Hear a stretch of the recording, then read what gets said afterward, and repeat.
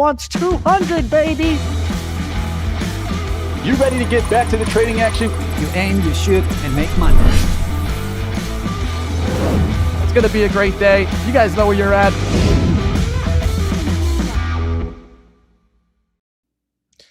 Hello, everyone watching. Today is Friday and it is CPI day. So we're going to find out what's going to happen in those markets. I am Dave G, your host, here from the 5ers Futures, collaborating with Trade the Pool. And it's going to be a fun and exciting one. So let me know where you're watching from. Let me know what you're trading. Let me know what you're expecting to happen today. And I think it's going to be a fun and exciting one. You know, we have Steve joining us in a bit. So we're going to see what we can get into and find out what these markets want to do today, and possibly, you know, find some great setups and do some live trades. So we're going to get into it. So I'm going to share my screen in a bit, and we're going to see what I am looking at. So today we have the CPI coming out in about half an hour. So CPI Consumer Price Index. Let's see if we can get the screen shared. Just 1 second, guys. All right. So what you see I'm using here is our great futures trading platform by Black Arrow. It is very intuitive, very fast, and that's what I use to trade futures over at the 5ers Futures. And I'll showcase some features of the software in a bit.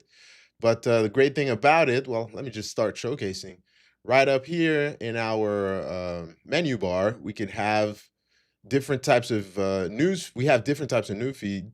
And here we have integrated in there all the economic news that's going to come out. So the great thing is you could be trading and have your news feed here and watch it in real time. You don't have to, you know, bounce back and forth between your trading platform and a site like Forex Factory or something like that to check out the news. You have it built in right there for you. We also have another news tab here that you know, gives you all kinds of news around the world, which I use from time to time. And the great thing here is you can filter it. So I've filtered by country, and I only look at news from the US, but you could add news from all, you know, different countries there: Brazil, China, you know, the UK, European Union, et cetera, et cetera. So since we're interested by US news for now, I'm only looking at this. And so CPI, the forecast is it's supposed to come at 329. Inflation rate of 2.7. So we'll see how things come out. If things come out really much higher or hotter than expected, I expect to see an initial down move. Sorry.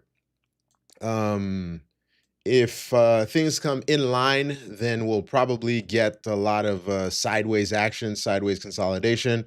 So we'll see what happens. The guideline for me is wait, see what the algos do. So they're probably gonna, you know, spike it up or down, and we'll have some erratic moves at the beginning, and we'll give it some time and see how we can react to that. All right. I'm seeing people in the chat. The chat is lighting up. Hello, Joe. Hello, Daniel. We have Tony in the house. So this is great. This is great. This is great. And then I hear somebody warming up in the background. My super co-host, Mr. Steve Tellman. Come on, let's give him an air horn. There we go. A round of applause. It's early in the morning. We need to hype this thing up. I haven't had my coffee. This is why my voice is kind of whatever. My voice is kind of cracking up. How you doing, Steve? Uh-oh.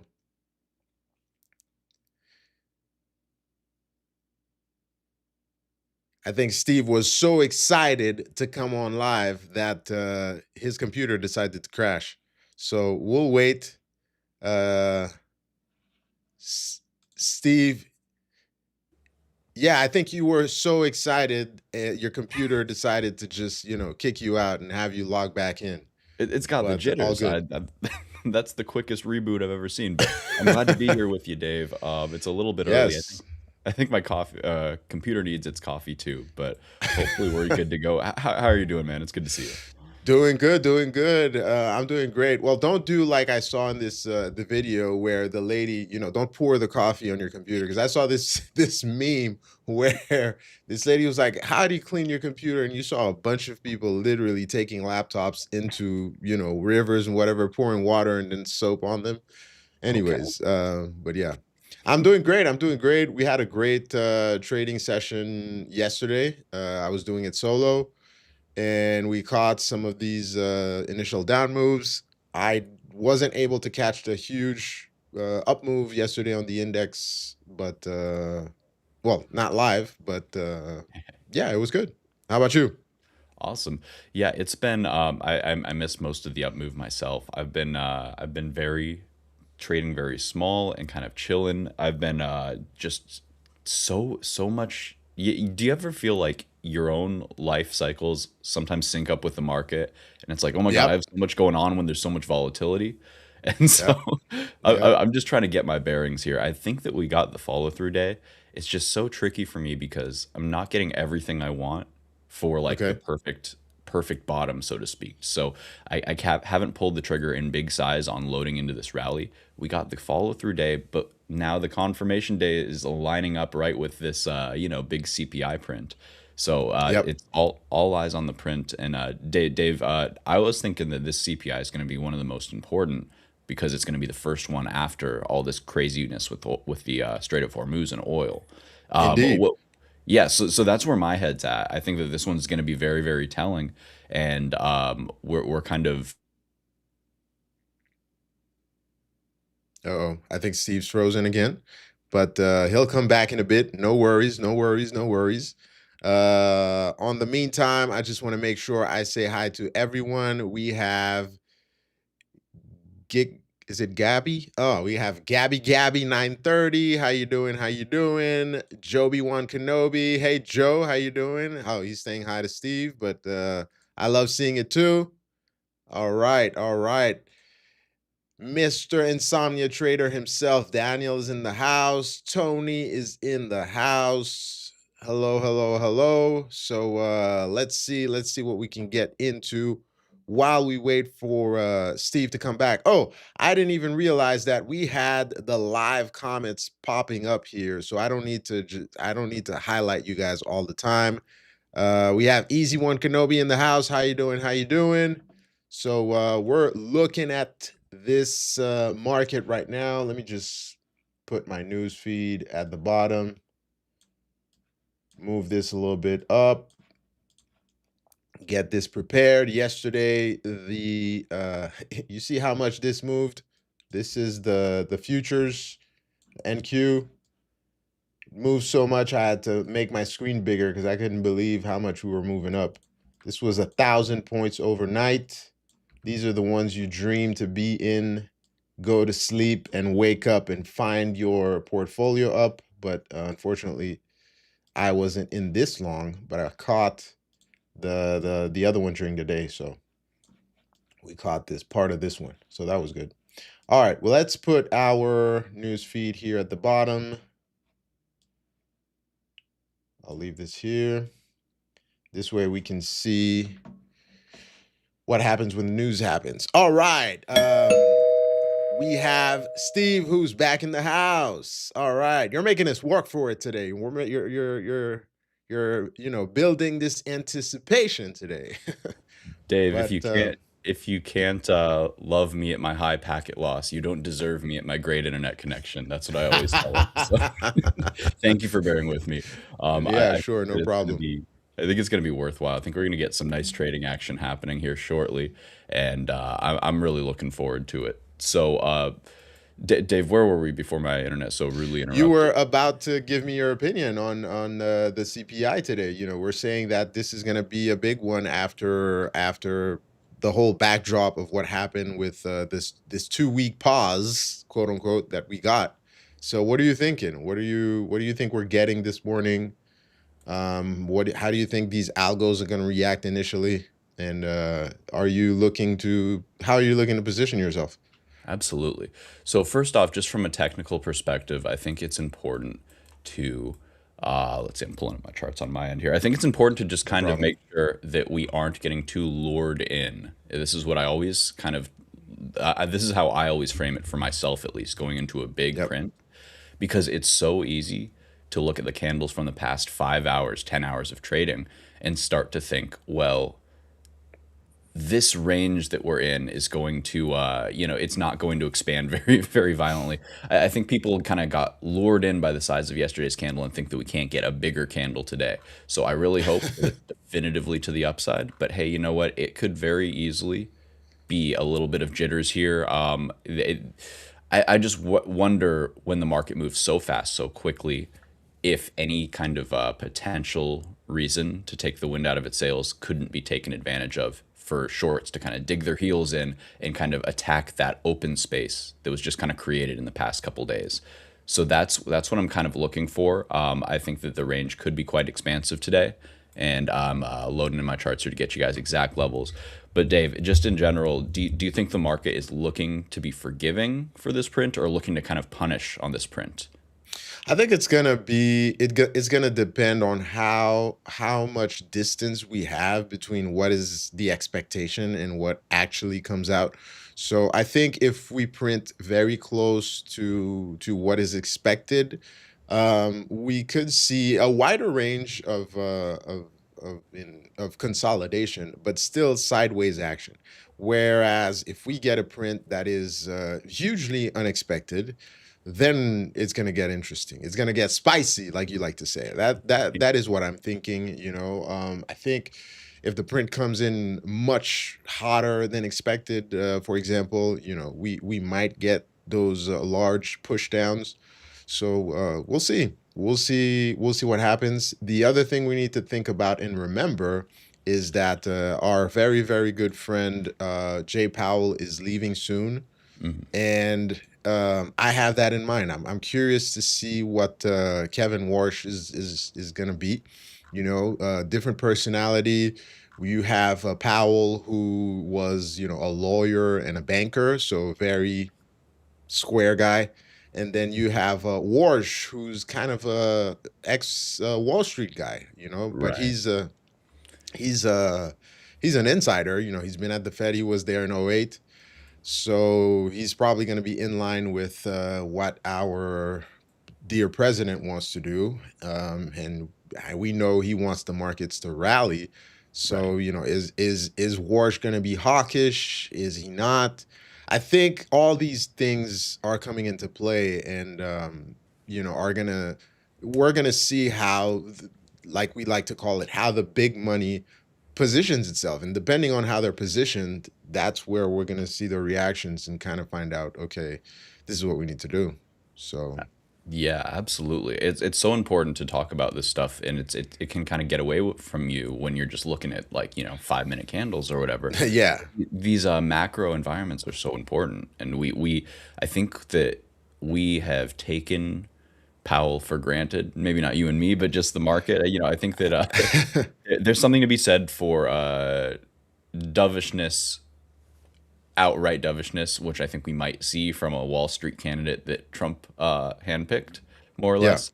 I think that there's something to be said for that, but there's a lot of good that comes from the steady hand of prudent governance that isn't politically influenced, that isn't willing to run things hot in the short term for the potential expense of stability long term. So I think Powell was quite possibly the only adult in the room here in terms of probably. No, probably. And policy. So yeah, no, I agree. yeah. I So agree. And it'll be yeah, interesting sorry. to see, because the market, they love their candy, right? They love their sugar rush. So Yep. they might love it short term and then realize, oh, this might be too much of a good thing. Might get sick to my stomach. You might see I mean, everything's so forward looking. You maybe the market even prices in the potential blowback sooner than we expect. I don't know. I don't want to speculate too much because, like you said, all that we can really know is look where these big institutional buyers and sellers are transacting and see what Yeah, the exactly. big money's doing. You said the key word there. The market is forward looking. So, if we're thinking, okay, the market is forward looking, well, based on the past, what is it, 3 days, the market has been very optimistic because we've been getting very aggressive up moves. But like you said, are they going to suddenly realize because of this sprint that, oh, we got ahead of ourselves, we need to kind of pull back a little bit? Is what we want to see. But back to Powell, yes, that guy has been the calm voice through this storm. It was funny when you watched him next to the president, how he was reacting. There was this interview when they were talking about the spending on what was it, a new building they had, and there was this paper, and then he grabbed it from Trump and was looking at it. It was really like looking at, I don't know, the uncle with the nephew Yeah, and being like, what are you talking about? Let me see your report card. yeah. Uh, So funny. There's definitely like a family dynamic there, isn't there? yeah, So funny. exactly. So it was a funny one. It was a funny one. So we'll see. We'll see. Uh, we have Oh Michael man. saying Dave is a G. I wish, Michael. I wish. It's just the first letter of my last name, but I'm not a G. Don't confuse me with with the top G either. Oh So no. What so about no. Nat G? Are you a big natural gas trader, Dave? Natural gas, yeah. I watch Nat Geo, but Okay, there we we, go. All right, it's full but yeah, circle. I'm actually I should get into natural gas more and more, and I've been working on this. Maybe I'll share it with the community. Dave, no, He's no, like, no, don't do it. don't do it, don't do it. I like you too much, buddy. I don't want to send you to the Widowmaker. It's Oh seen man, they call it the enough pain Widowmaker. There you inflicted. go. Oh No, you goodness. you know, I was listening to this trader the other day, and he's been trading natural gas for a long time, and he moved to Asia, and they started their own exchange or whatever for because they had no natural gas market over there. So they Whoa. wanted to allow, futures are used to hedge and protect you against future pricing, and they're literally building it 1840s style back in the day here when they were building the CME, etc. Wow. They're doing the same over there. So it's interesting. And they're doing it with natural gas. So I was like, I should look at, nat gas more often. But anyways, we're Absolutely, not there yet. absolutely. It's I'll tell you what, there's never a dull day in the natural gas market. I can only imagine being the pioneer market maker in an Yeah, Asian market. that's crazy. I think that's where the term "built different" comes from. So Indeed. shout out to those guys Indeed, doing indeed. They say doing it trades like those small caps and those OTC markets because here we deal with very experienced institutions. They've been trading for hundreds of years, whatever they have the experience.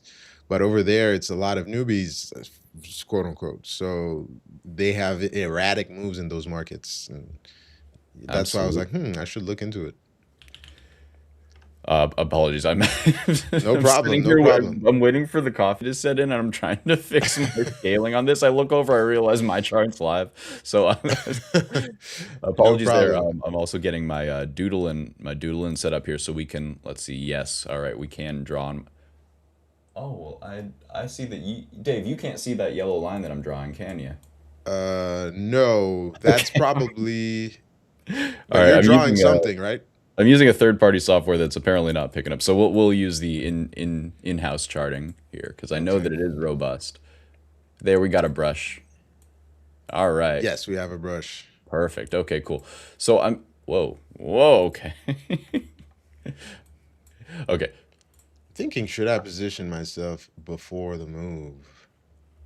All right, I'm learning on how to manipulate this. So guys, these are Okay, hourly no candles problem. here. I'm just noticing the kind of limping action on this. I'm not saying that it necessarily needs to fail. If anything, I'm saying that maybe these bears keep fumbling the bag and they keep trying to fail or have it roll over and it's kind of failing. Of course, we're just waiting for this big influx of liquidity.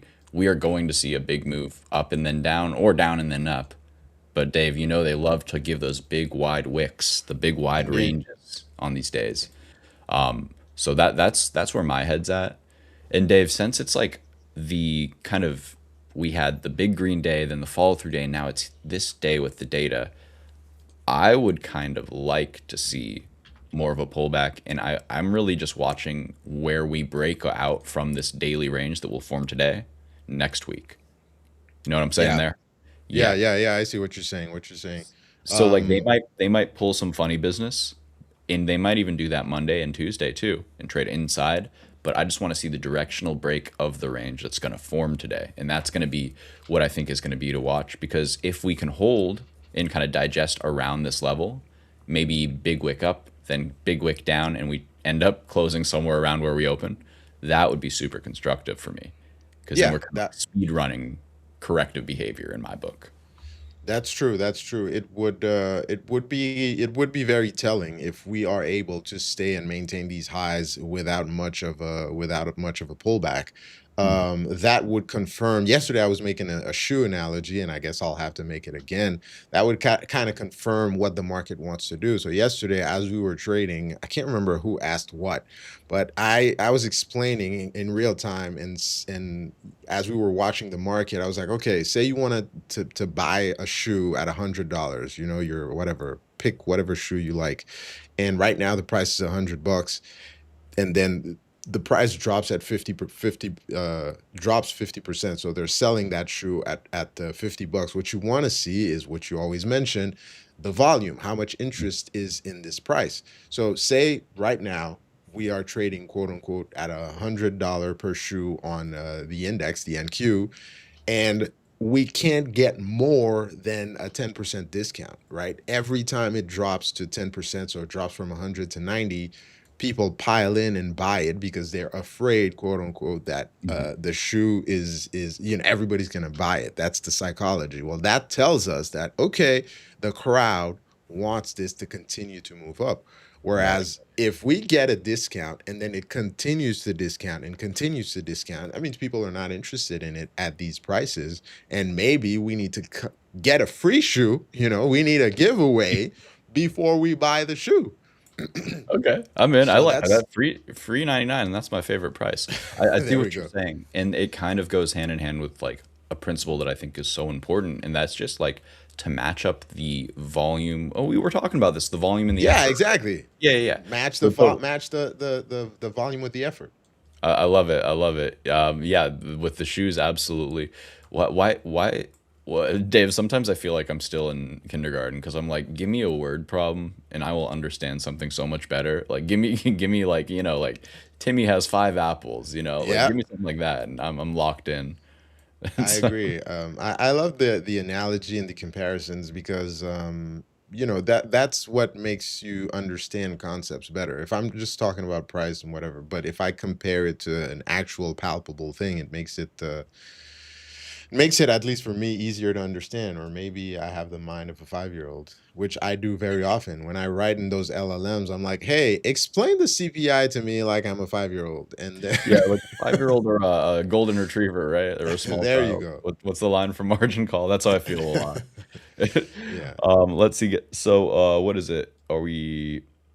Yeah, only 7 minutes out here now. So we 7 minutes out. I'm kind of wanting to take some risk there and position myself ahead of time to see if I could get a quick print. I'm liking this structure.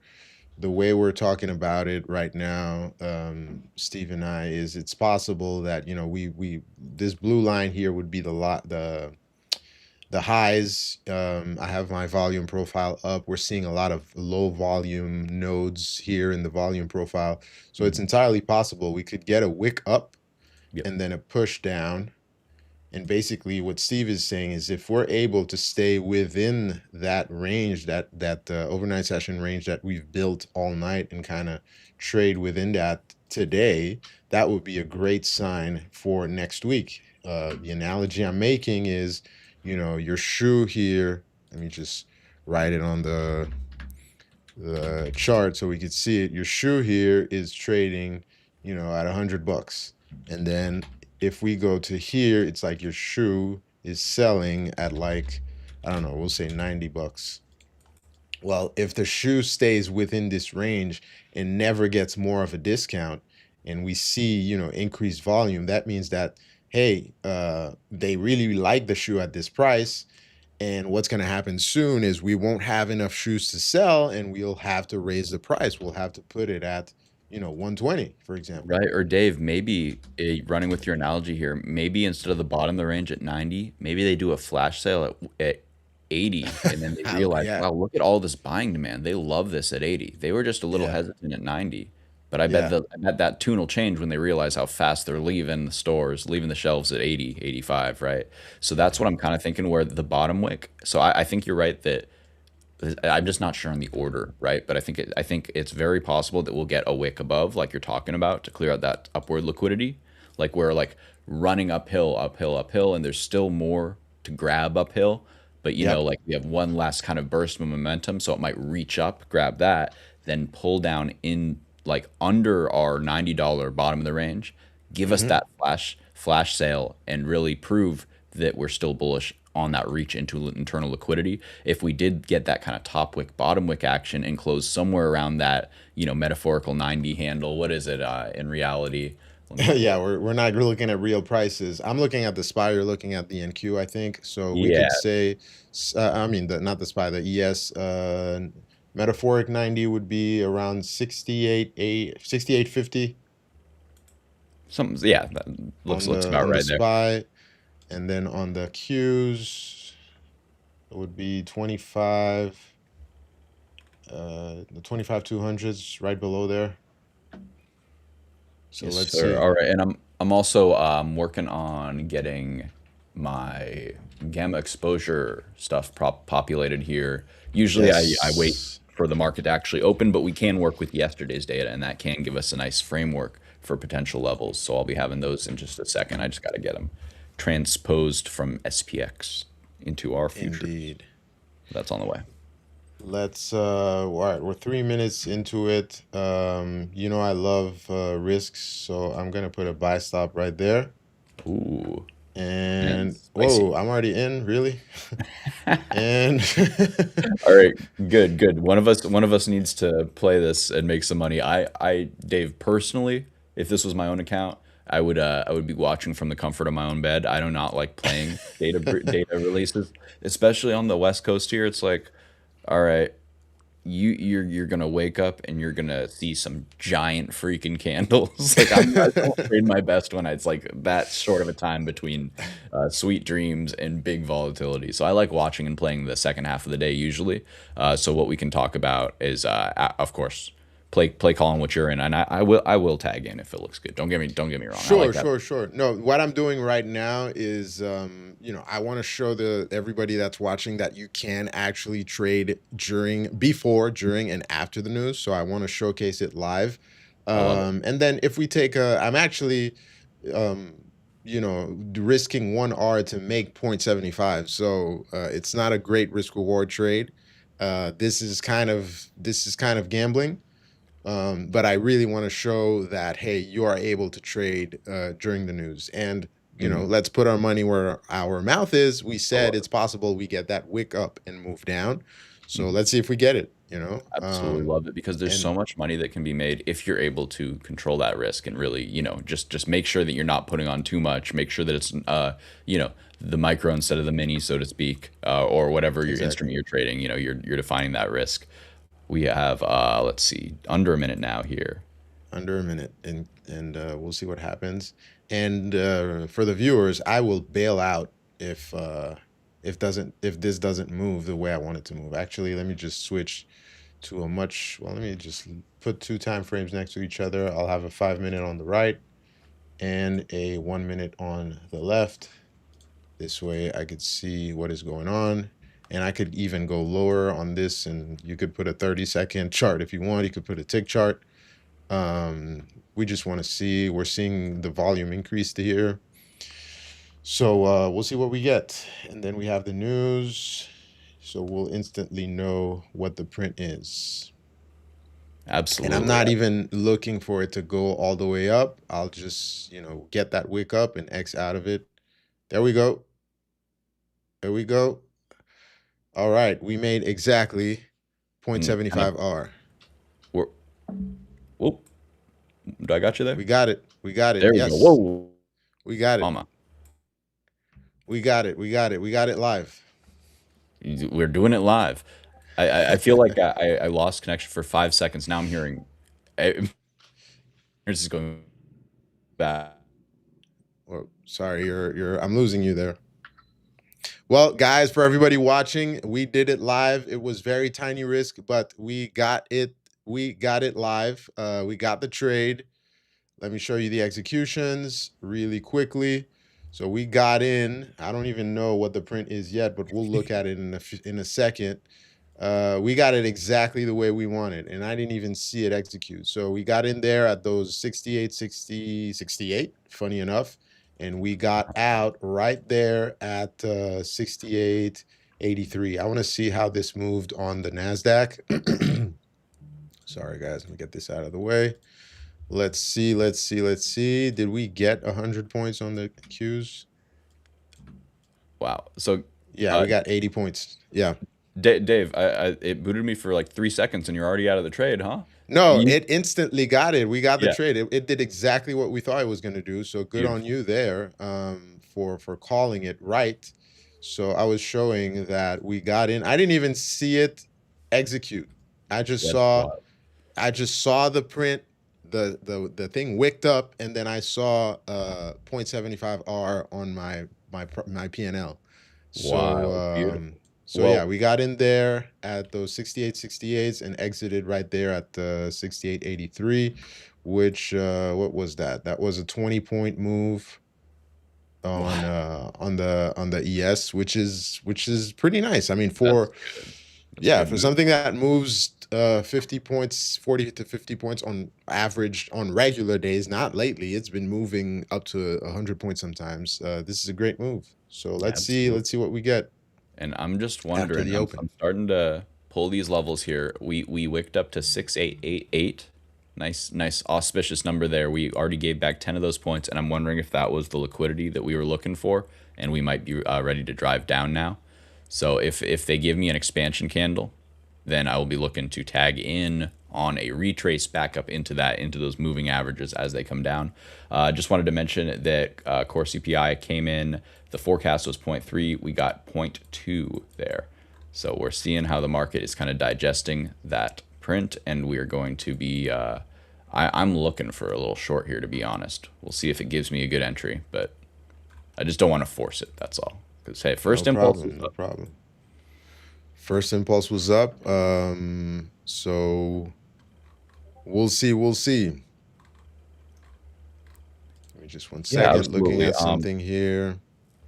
Oh man, yeah, I'm seeing just indecision, but we already got the push up. I just want to see a second push up kind of fail, and that would be a good little look for me. Yeah. So one thing I was thinking about is, let's talk about the relationship that we have between the futures market and equities, Hmm. and both ways. You know that futures trade 20, 23 hours a day, and we are able to use those let's if we compare it to the cash session, the New York session, we could Hmm. use that information as quote unquote a leading indicator as to what the open is going to look like on something like the Qs or the SPY, et cetera, et cetera. Do you have what's your take on that, on using the futures as references for the stock market? And you could do Yeah, arbitrage plays also, which I'll get into in a few. totally. So it's really important for me in a couple of reasons, but the main part where it's actionable for my system is so I really like to use these pre-market sessions as gauges of strength of the big liquidity that comes in for the cash session. So for example, this wick up that we're creating pre-market, I believe that this is a very highly reliable level to watch and zone to watch in the cash session, because if we do break through that level, with the higher volume of that cash session, I can be pretty sure that we want to see follow through and directionality out of that zone. So in the same way that I'm watching the CPI candle, going forward into next week, the high and the low of that candle for that to break, I'm considering the pre-market session its own kind of candle. And if it can break through that, well, that's a really good sign. So obviously we can get our levels pretty directly. Just SPY is going to be trading to there's a formula. You Yeah. can just use an online calculator, which I'm about to pull right now, because the big level of interest for me is going to be, I derive these from my gamma exposure profile chart, which I can also share with you all in a second, but I figure I will just get you the number that's most interesting first, and then we can kind of talk about it from there. So it's SPX 6850 is the big handle that I want to watch. And if I plug that into my handy dandy translator, that is going to be 6888 on ES. So lo and behold, the highest level of my gamma exposure profile was exactly where we spiked up to and rejected.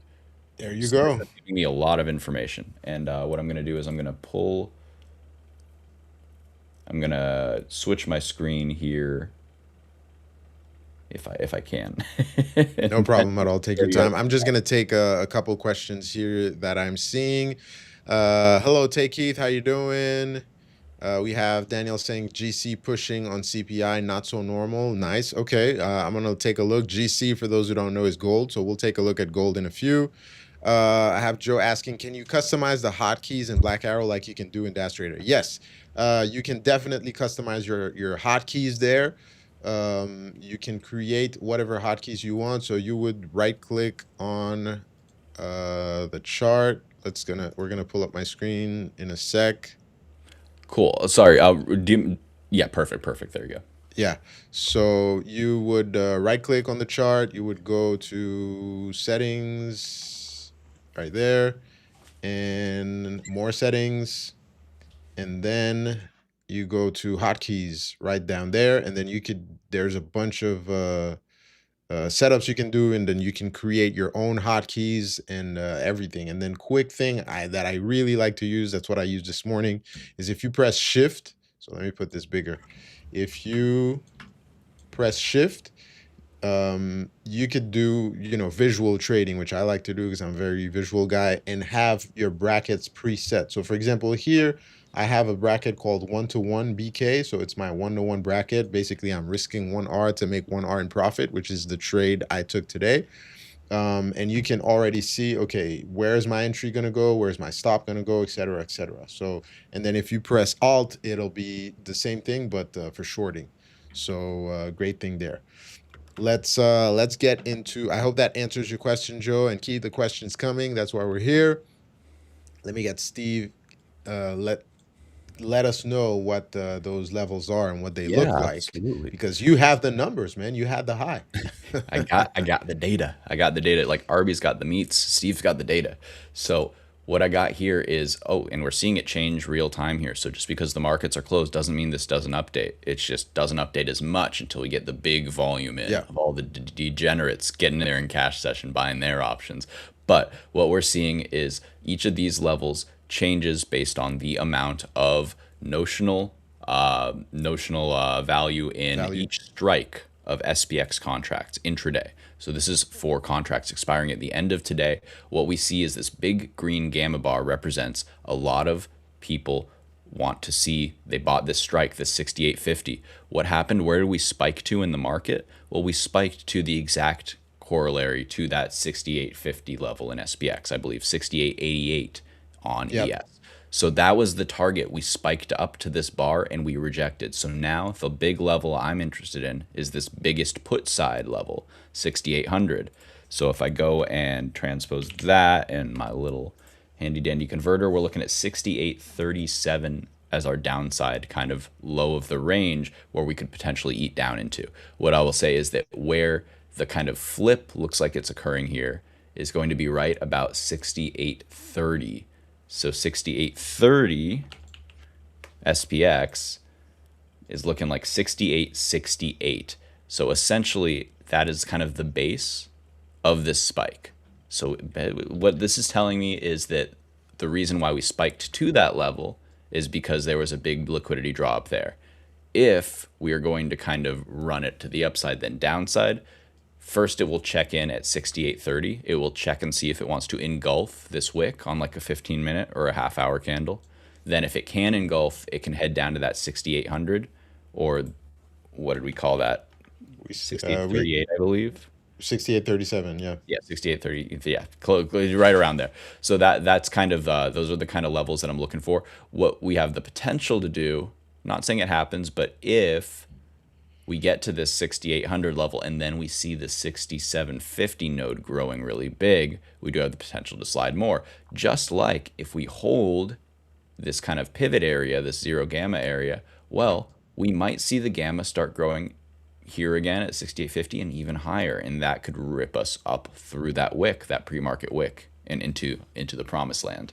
So those are the kind of potentialities I'm seeing right now. All I can really say is like, oh, it makes sense that we went right exactly up to that level, and it would make sense that, you know, the neckline, so to speak, aligns with the neckline on the chart. So now we're just kind of waiting to see how this develops on the cash session. That's the next kind of influx of big volume in my book. It's so interesting how that level you gave there, that 68.38, 68.37, aligns exactly with yesterday's VWAP. You know, that's where the VWAP from yesterday flattens out. I have it there on my chart on the ES, and these are some interesting levels. So I marked out these levels on the chart. You said 68.37, which is right there. And look at that VWAP right there, where, you know, I have the anchored one for the new day starting up there, but the anchored one from yesterday finishes exactly there. So it is interesting, you know, VWAP, volume weighted average price. Look at that alignment there. It is it's a curious one. And then this 6860 level is smack dab in the middle of the range. Yes. So that tells us that, okay, if I pull up my volume profile, it's probably going to be where, yep, the most volume has been traded. So these are key levels to watch. You know, these are our two discount areas. If we could put the shoe analogy back on, this is, I would say, maybe our 50% off discount, and then this is the giveaway there. So can we hold the giveaway? And are we gonna step back in there? So we'll see what happens. Yeah, I just have the vibes. I have short vibes right now. So I'm I don't know. I'm not ready to pull the trigger quite yet. I'm still waiting for the coffee to kick in here, but you know what? I got the vibes. I think that there's a chance, like you said, with that volume profile, it's right like in that kind of, there was like a little low volume node, but in the middle of like kind of sandwich those high volume nodes, Yeah. right? So It's like, sandwiched in between those, this, like, I don't know, very, very pointy B pattern here. So yeah, we're gonna see what happens there. This could be definitely being a low volume area of low volume node in between two large volume node areas, and here we have our point of control there. This is definitely an interesting level to watch. So yeah, I we're think gonna see that what happens. I think it looks like a short right here, by the way. I'm very, very close to pulling the trigger. What I will say about these, like those weird like volume profile high volume node sandwiches, is that when we're above like this, it makes me feel pretty safe taking a little bit of a short just back into that kind of node again, you know? Yep. Just because it to me it seems very likely, like, oh, if we're losing momentum above it, it's gonna wanna roll downhill, so to speak, back to the big part, you know, back to the biggest part of the volume mountain, so to speak. So I think that when you see that volume profile and you're trading above it, you often get the scalp back to it, and then you can hold a piece of that for the potential home run, which would be that discount shoe free giveaway that we're Free talking there. giveaway, yeah. You know, so hopefully we can get that kind of price action. We are now, let's see how far away from the open. Okay, we still got 45 minutes, so we got some time here. Yeah, I mean, Dave, this was awesome. Just the first little example here of what we got. We got the reaction. you were ready with these levels. When bada bing, bada boom, we transacted, got the easy trade. I'm saying we. It's a team effort when Dave's It is a team effort. You called it out. You called it out. You know, you said that's what we might get. You 100% called it out. Oh And no. I agreed with your thesis. And I just like putting my money where my mouth is. And we I took think you're it. too It humble. paid I think off. I walked in here agreeing with you, and you were the one putting your money where your mouth was, pushing those buttons. So you get all the credit for that. It was a really nice little scalp. But I just love how it's an example of no matter your style, whether you're a hyper scalper, like I don't know if that's how you define yourself, but you sure can wear if the shoe fits, right? Yeah, yeah, exactly. So whether you're really fast looking for those 1 to 3, 4, 5 minute holds, or whether you're more like me, your brain moves a little bit slower than Dave sometimes, and you gotta let the candles play out. You gotta let that 15-minute confirm. You gotta wait for your Gex profile to kind of give you that validity that you need. And you know what? That setup is going to start playing out or start presenting itself as we get into the flip here. So that's how I'm kind of looking at things here. We have another 15 minutes where I'm kind of watching this, like mentally, I kind of divide it futures and cash session. And then once we get to that last 30 minutes before the cash session, I'm starting to watch how big money is positioning into that. Because so many times, Dave, how many times have you seen this kind of pattern of a spike up on data pre-market? Then you get to cash session half an hour later. The bulls have had their fun, the liquidity's kind of dried up, and now all of a sudden they're waiting for this new influx of liquidity, and the stage has kind of been set for a push down. So Yep. I don't know if that's what It's we'll get, but entirely I'm possible. saying I'm how I look at it is, oh, spike up pre-market. I think the odds, Capture that liquidity and then yeah, go find those discounted prices down there. Yeah, it is entirely possible. I have seen it many times. I have been induced into taking longs, mhm. uh and we won't make that mistake, and holding longs for too long. We won't make that mistake again. But let me just, I have Carlo here wanting to show us something, so we're going to Ooh, show Carlo's screen really quick. And so he can let us know what he wants to get into here. Let me see. All right, we have the CPI report there.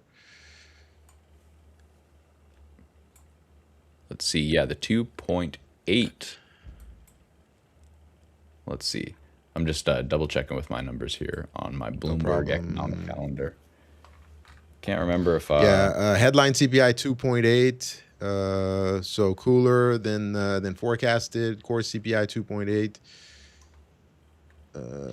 Yeah, so that we can get on Trade the Pool directly. So that's super cool. I very didn't even realize this. interesting. So thank you, Carlo, for unlocking this new knowledge for me.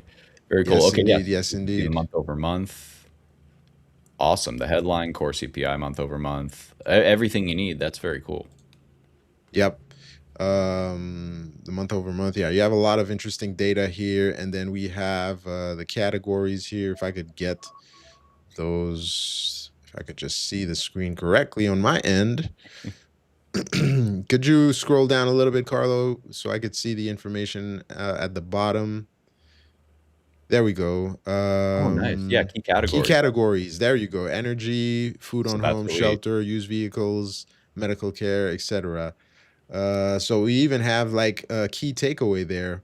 That's super, super cool. Very nifty because it's really important, guys, to be able to watch this data come out live and be able to infer very quickly what it's telling us. So this is Yeah. giving us a very, very clear. I'm looking at the bottom of my screen trying to look at the energy, and I just see Mike. My butt is hungry. Okay, thanks, Mike. Yeah, Michael is kind of, Thanks for the financial analysis. blocking the key information data here, but I wanted to read the That's fun. takeaway because I find it interesting. So despite the Iran, sorry, oh, Aurora, I just I like I that. just smashed these two words. Despite the Carlo moved it away from me. Yeah, despite the Iran war energy scare, headline inflation came in well below the 3.43.7 consensus. Gasoline surged, but pass through was more contained than models assumed. Core CPI edged slightly above estimates, signaling service sector stickiness. Equity futures turned positive on renewed rate cut hopes. So I like that highlight there. It lets you know, okay, what is the talk, what is happening, what came in.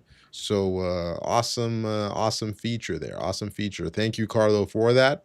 We're gonna switch back to either Steve's or my screen, That's so super we can. nifty for sure. I'll get my my charts back up. Yeah. Or you're welcome. Okay, you got your No, question. I want to see Yeah, your charts because I definitely want to watch what those levels say in a bit. We're still a ways yeah, away from the open. You know, it's 8:50. We have about what is it, 40 minutes until the open. 40 minutes there. Yeah, I'll be sure to keep you guys updated on these GEX profiles, and if it's worthwhile, I'll let you know, and I'll whip it back up on the screen. But I don't want to bore you guys. I think a chart's probably going to be more entertaining watching these candles, and I'm going to be let's see. I'm going to be, yeah, keeping an eagle eye on that 68.50. It is still growing. At this point, we have, let's see. So total premium, by the way, is very, very positive. We are at 16 billion and ticking up here. So just under 16 billion and ticking up of net gamma exposure. And the biggest strike is to the upside is still that 68.50 on SPX, 68.88 on ES. So that's our big target to the upside. And I'm watching that grow out as well as both the puts and calls of the 6800 strike below inching up as well. So we're getting increased tension into the open, both to the upside magnet and the downside magnet. So what we really want to see, it's kind of like a game of chicken, and we're going to see which kind of side gets the oomph and pushes, into the open with that volume. So that should be Yeah. really cool. And Dave, how I much don't are we know. gonna? Yeah, I you were must gonna have say. been I don't know. I'm like I went through a giant cup of water here, so I'm just gonna refill real quick. Go I'll ahead. be Go ahead. Go ahead. quickest flash. Thank you. Go ahead. We can switch to my screen if we want. I'm just taking a look at gold here. This is the GC futures contracts or the gold futures. And I just wanted to see because I had Daniel mentioning what gold did after this print there. So we got the print at 8:30 and we had a nice up move there on gold. So gold behaving in line with the equity futures. So that is it's pretty interesting to me.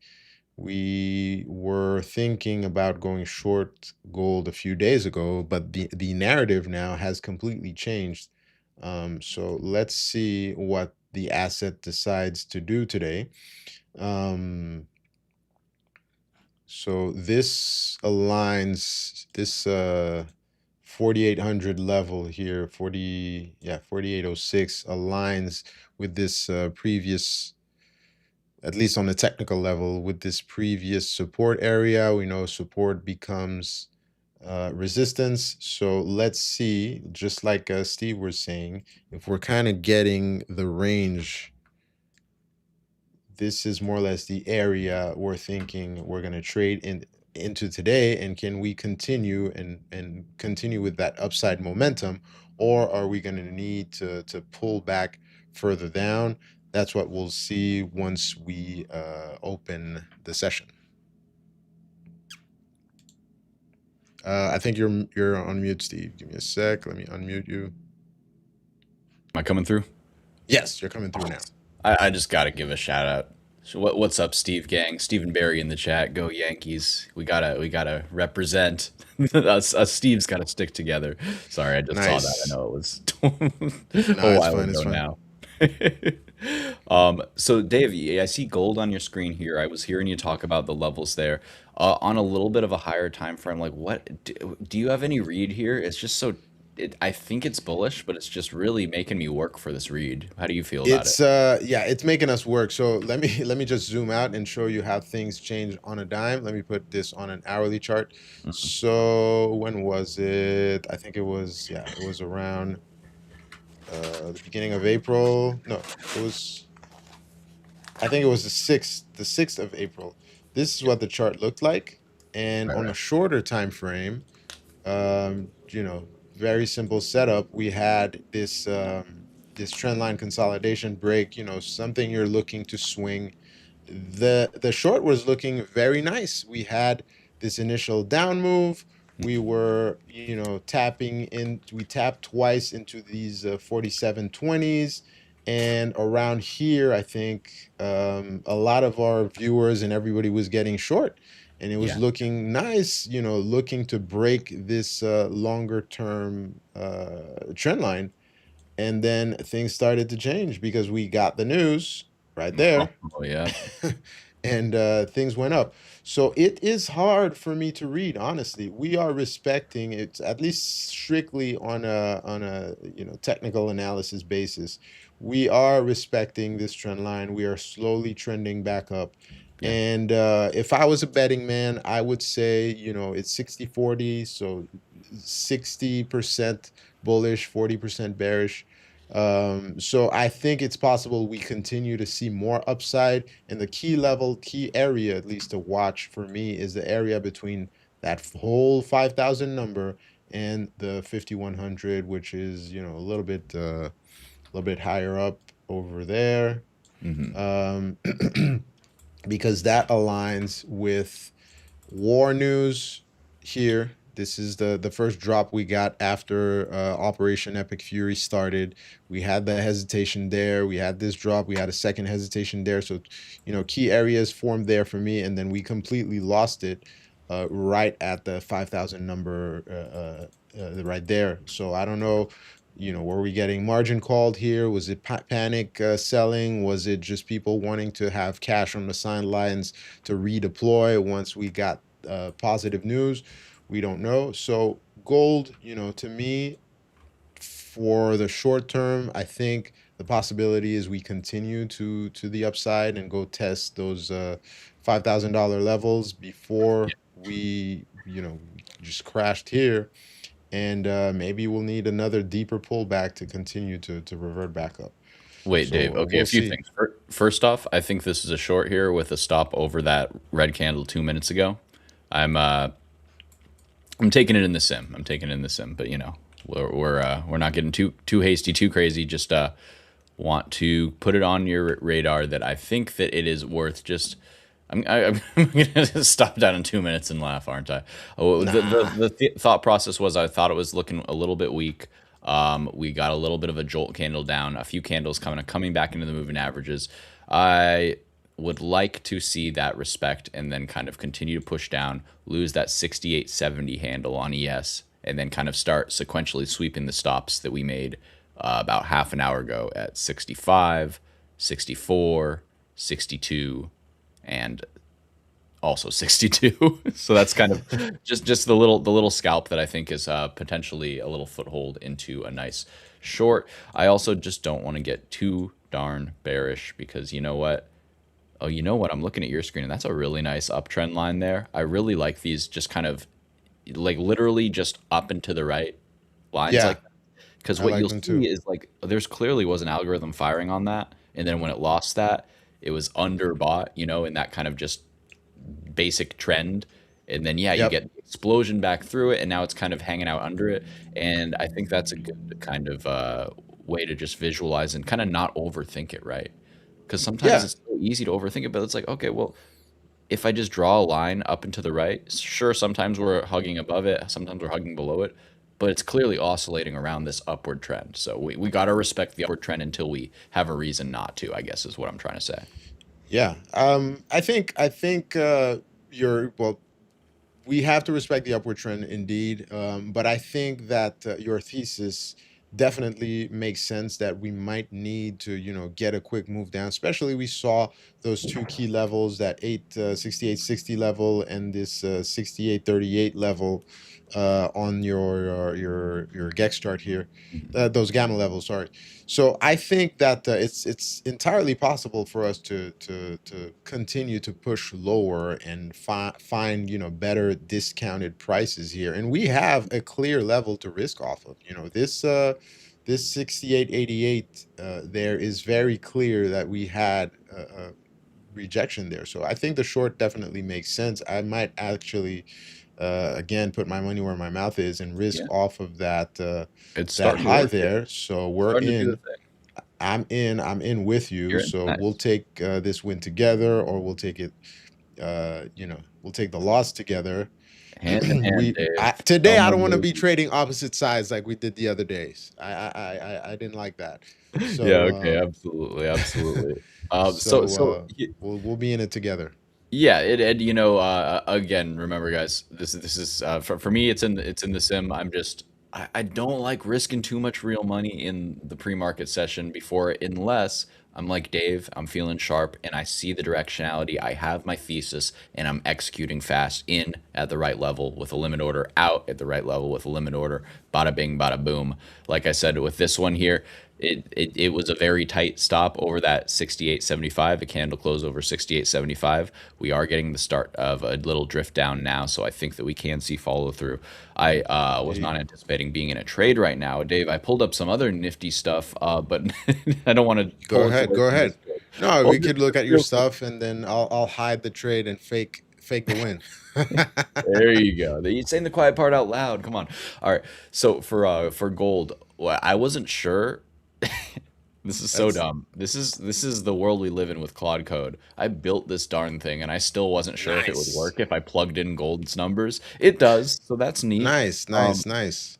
that's how much of an index trader I am. So for gold, I'm seeing a big cluster today between 436 and 439. So this is primarily calls, but there are a decent amount of puts too. So if we start seeing, perhaps we start seeing a little bit of, well, here's the tough part. I was going to say risk off sentiment indicating gold going up. That isn't how gold's been really rocking lately. It's kind of a risk on asset this year.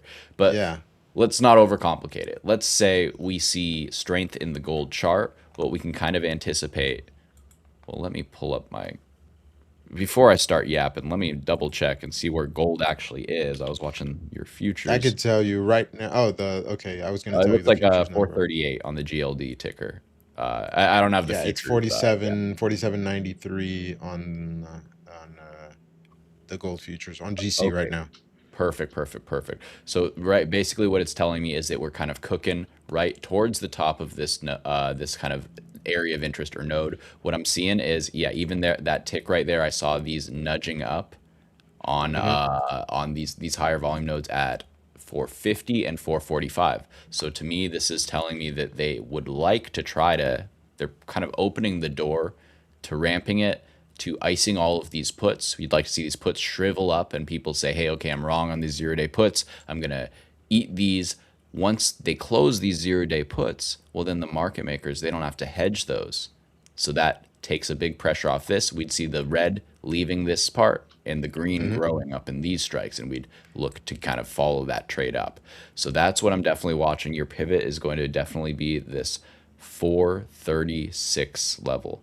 And lo and behold, I won't bore you with the amount of time it'll take me to switch screens, but the important part is 437 and 436.50 are both very key levels in my trigger system. That's the daily and weekly trigger. So we got a whole lot of stack and confluences in that band. If we're above it, I think we have the potential to move on up, like you were talking about there, Dave, on your, what was Yeah. that, 15-minute hourly chart.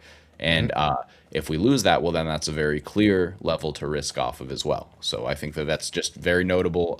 Watch that 436, 437 level off gold. And we would assume that if that holds, we can get a push up to 440 and 445, up to 450 this week is not unheard of, I should say.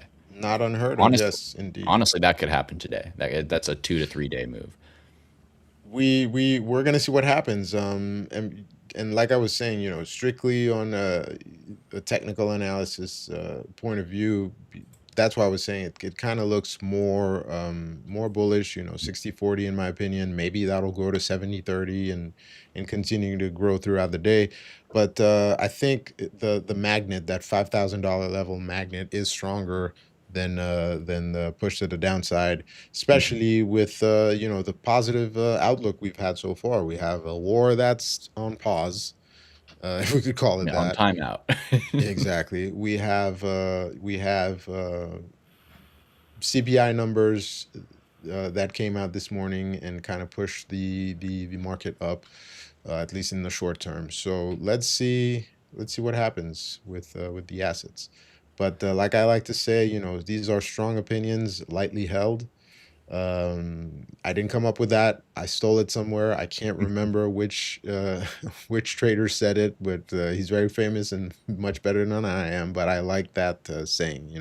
Strong opinions lightly held. That's a So good one for sure. Um, you're right. I oh, am. sorry, you got cut Or off I there. am expecting a little downside.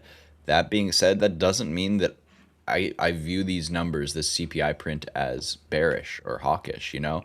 I think that it's just the way that it works with manipulation, right? So if we're really bullish, there will be an initial move up. I mean, sometimes Hmm. you'll get the manipulation move up, right? But just because we pushed up strongly, that's not to imply that the nefarious plan is to take us down into the pits of hell, right?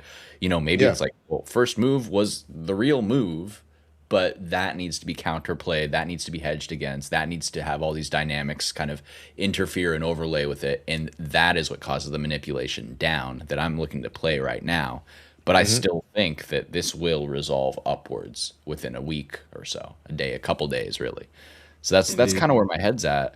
I'm uh I'm hesitant to be much of anything, like you said, held lightly here, held lightly. So I know what I would like to see. I know what I'm thinking. But if I start seeing these big old bars appearing, changing on the gamma exposure profile, for example, if I start seeing big volume on my chart, well, then I just gotta keep on moving with the times. I guess I guess you could say. I agree. I agree. So far, we're seeing, we're continuing to trend up. Yesterday, by the way, let me touch on that really quick. Mhm. Since we're trading intraday, we're scalping, et cetera, et cetera. Yesterday, we were talking about having time stops. So I want to touch on that really quick. I always say that my stops are always protective stops for things like this. I Yeah. usually use mental stops and levels of, okay, if we can't trade below this level or whatever, I'll get out. Or I also sometimes use time stops. So there is a point where you've traded an asset for long enough where you kind of have a feel for it, and you know that, okay, if by this amount of time, and of course you could always be wrong, but if by this amount of time you haven't gone in the direction you were looking for, the trade is off. And Yeah. that's kind of what I'm thinking for the asset right now. Sorry, we entered our short as we saw that we were about to break this little trend line there. Yeah. I agreed with Steve's analysis, but if I would say at the latest 9:15 we cannot Yeah. get a push down, I will be out of this trade, because I don't want to be holding a trade that's not working into the 9:30 open. So we'll take the that loss there. And I'll probably also stop once we reach about half of the profit I've made so far. This way I won't give back everything, I'll just give back half, and we'll be out of the trade. But like Steve says, we're paying for information. we're Good, we're we're good, good management there. You could hear it in my voice, me going, "Yeah, yeah." You're right. It's not acting right. I'm now a few ticks red. I'm gonna try to give it 1 minute here to either reject off of that level or prove me wrong here. Looks like it's probably gonna prove me wrong. I'll take a few points stop, and we will reassess. I think that what can get me in these pre-market trades is I start overthinking and me and my friends call it kick flipping the rake. And there's a comic where it's like, when you first start trading, it feels like you're walking and there's a rake on the ground, and you step on it, comes up and smacks you right in the face. It's like, I didn't even know what that was lying in the grass there, some landmine waiting for me to step Yeah. on it. you know but then you spend enough time in the game, you realize, you see the rake on the ground ahead of time, you get a running start, you jump on the rake, you catch it, you start sliding down the railing, you do an ollie off that, you kick flip the rake, you land on the ground, you still land wrong and end up smacking yourself in the face. So you can do all of these intricacies. You can understand so much about the system. You can have all of these ideas about what's going to play out because, well, there's a 12 minute imbalance in this, the buy side pressure, the I don't know. I can't even pretend to come up with buzzwords, and I've went through 100 hours There's of an IQ course. FVG. I love that term. There's an FVG here at the SMT level. Whatever these people are talking about these days. Yeah, the Yeah, I SIBOs, agree. the BISOs, buy Yeah, side sell order. yeah. It's BSOs, going down. SIBOs, and everything. Indeed. Anyways, BCs. the holiday in Ibiza, yeah, whatever it is.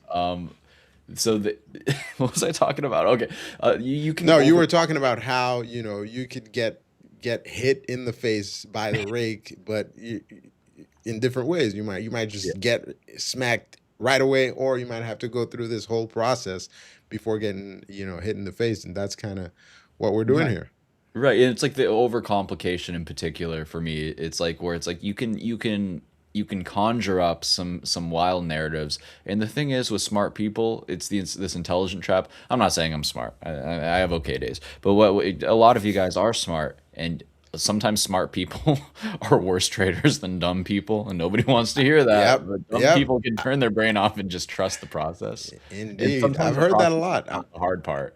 Like the market makers are setting traps for all those 120 plus IQs out there, and There me, you I'm go. just coasting through there, like not a care in the world. So just consider: are you maybe overthinking? Was I maybe overthinking? Maybe. So in the spirit of was I overthinking or not? My stop is a candle close over that previous swing high. We haven't actually transacted over that. I'm gonna stop trying to predict what's gonna happen. I had a thought. If it's wrong, I lose. 20, Exactly. You're 25 saying bucks. that previous swing high there around 68.75. Yeah, and I I actually, agree. so in the interest of my poor computer, I'm switching over to my regular charts. So I'm not able to watch both at the same time, and we got cash session coming up. So I want to start framing trades for our cash traders over on Trader Evolution. If you're trading those triple leverage products and you're looking for a setup into the bell, I want to try to help you out, and we're going to try to find that in the first hour of trading there. I hear Carlos, his ears Carlos perked in up. the background. So yeah, guys, basically what we're trying to get going here is there's something for everybody, right? Everybody can eat here at the Trade the Pool and 5ers family. We got Dave on the ones and twos taking over in the morning here. We gotta have our futures family eating good, and he gave you that quick scalp, 20 points out the gate, bada bing, bada boom, easy money. So now we're gonna try to scrape out what I would consider, it's maybe a little bit less of a impulse setup, but for me, they're higher probability. We've seen the data come in, we're letting it settle, letting it digest, and then we're going to use my potential pain on this stop out as more information for you guys going into the first 5, 10, 15 minutes in particular. So in general, we're going to be looking for a potential momentum move, and I'll frame that for you as we get a little bit closer into the bell. And that's going to be a move that's probably going to last 1 to usually 3 to 8 minutes, somewhere around there. But call it 1 to 15 minutes for this opening momentum scalp if we get it, and if not, especially. But sometimes we get both in that 15 minutes to half an hour after the market open. So your last 15 minutes with us, we're going to be talking about the potential framing setup for that kind of I call it like a manipulation setup where you get the daily candle pushing up out in the morning or pushing down in the morning to form what would end up being the top or bottom wick on a daily candle. But we're using that to position ourselves, to plant our flag for that kind of swing move of the day. So that's what we're kind of Nice. talking about here, getting a little bit of everything going on. Nice, And nice, nice. We should have your screens up. oh yeah, I can get that going in just a second here. We have Steve Loading in. Canyon saying GC, look at the daily and node February 18th. All right, let's go into And note every GC. 8th. Hey, Steve, good to see you in here, man. Note the Feb 18th low. Yeah, absolutely. I'm gonna get that going on my I screen here in just think a I'm sec. probably not gonna get. Do we got Let me 3 look at Steves in the the house? What's up, a lot of gang? Steves. Love it. Must be a popular name. Well, you know what? I think it's survivorship bias. I think the Steves stick around. The Steves make it. Steve the Achieve, that nominative determinism. Hey, good morning, Todd. Good to see you in the house. February What's going 18th on, brother? You're low, sleeping in. We 49. we Okay. already hit a good trade. There's the we again, Dave. See that? We're here. We're in this together. The royal we. Yeah. Our motto, slogan, whatever you want to call it, over on the futures side is let's trade futures with confidence together. So we're trading with confidence together. Well, I'm surely trading with confidence. I love Um, it. That's when I started my community. It was all free then. And the tagline was "Lose money with friends." I monetize it, but that's not a that's good another look, good one. even if it's a joke. But I like that one more. That's a better one. So let's see. Steve, you were talking He's talking about on. 49.01 on February Look at 18th on the GC on the 18th daily. low. So Feb 18th low. So your target is essentially that swing low on the 18th. So it looks like 48.88 rush, 4900 we'll call it. Yeah, about 4900. 4,900. So that seems like quite a reasonable area to kind of transact. I have 5,000, just essentially the same there, right? So that kind of Yeah. band is where we really started accelerating that sell and had that pretty steep washout. Um, just making sure I'm on the daily chart. I always get Yeah, you're confused on right. a platform I'm not super comfortable with. Yeah, so for me, the question is this like an algorithmic bid off of a really key level? In terms of like that uptrend line that you have on your screen there, Dave, like that's holding so steady, right? Is It's that to me clean. seems like it's an ascending triangle base that's going to squeeze up and out. The other possibilities that setup does not play out, and you were talking the probability 60-40. Well, if we get that 40, then we could be looking for a higher low, maybe off the 4,500 kind of previous pivot. But to me, I think the Steve gang looking for the 4,900 to 5,000 potentially for me. That's the Steve bracket. You got Steve Canyon's level in mine on up top there. So somewhere in there, I think is where I'm looking for gold to go. Oh, look at you. Yeah, Yeah. perfect. Exactly. So we're looking at different scenarios. Well, the don't pay attention to my you know, All right, crazy guys, arrows there, but take a we screenshot. have It's financial advice. take a Then screenshot. after this, Dave But will post his address. We know where to send the invoices. but yeah, that's these are, the potential scenarios we're looking at. So we'll see, and then we could have some sideways moves. Also, I always have three scenarios in my head, No, up, down, or sideways. So we'll see. I We'll see love what that, and it's happens. also like it's like a decision tree, right? So if we do get your bearish path there, well, then a new decision tree opens up. Do we high or low double bottom? Do we fake that out and run the stops to the low? Then when we get to the low, do we whip it back up? Is it Yeah. here's a fun slang for you, the turtle soup, the inner circle trader turtle soup, running the Yeah. stop, There you go. wicking it all the way back.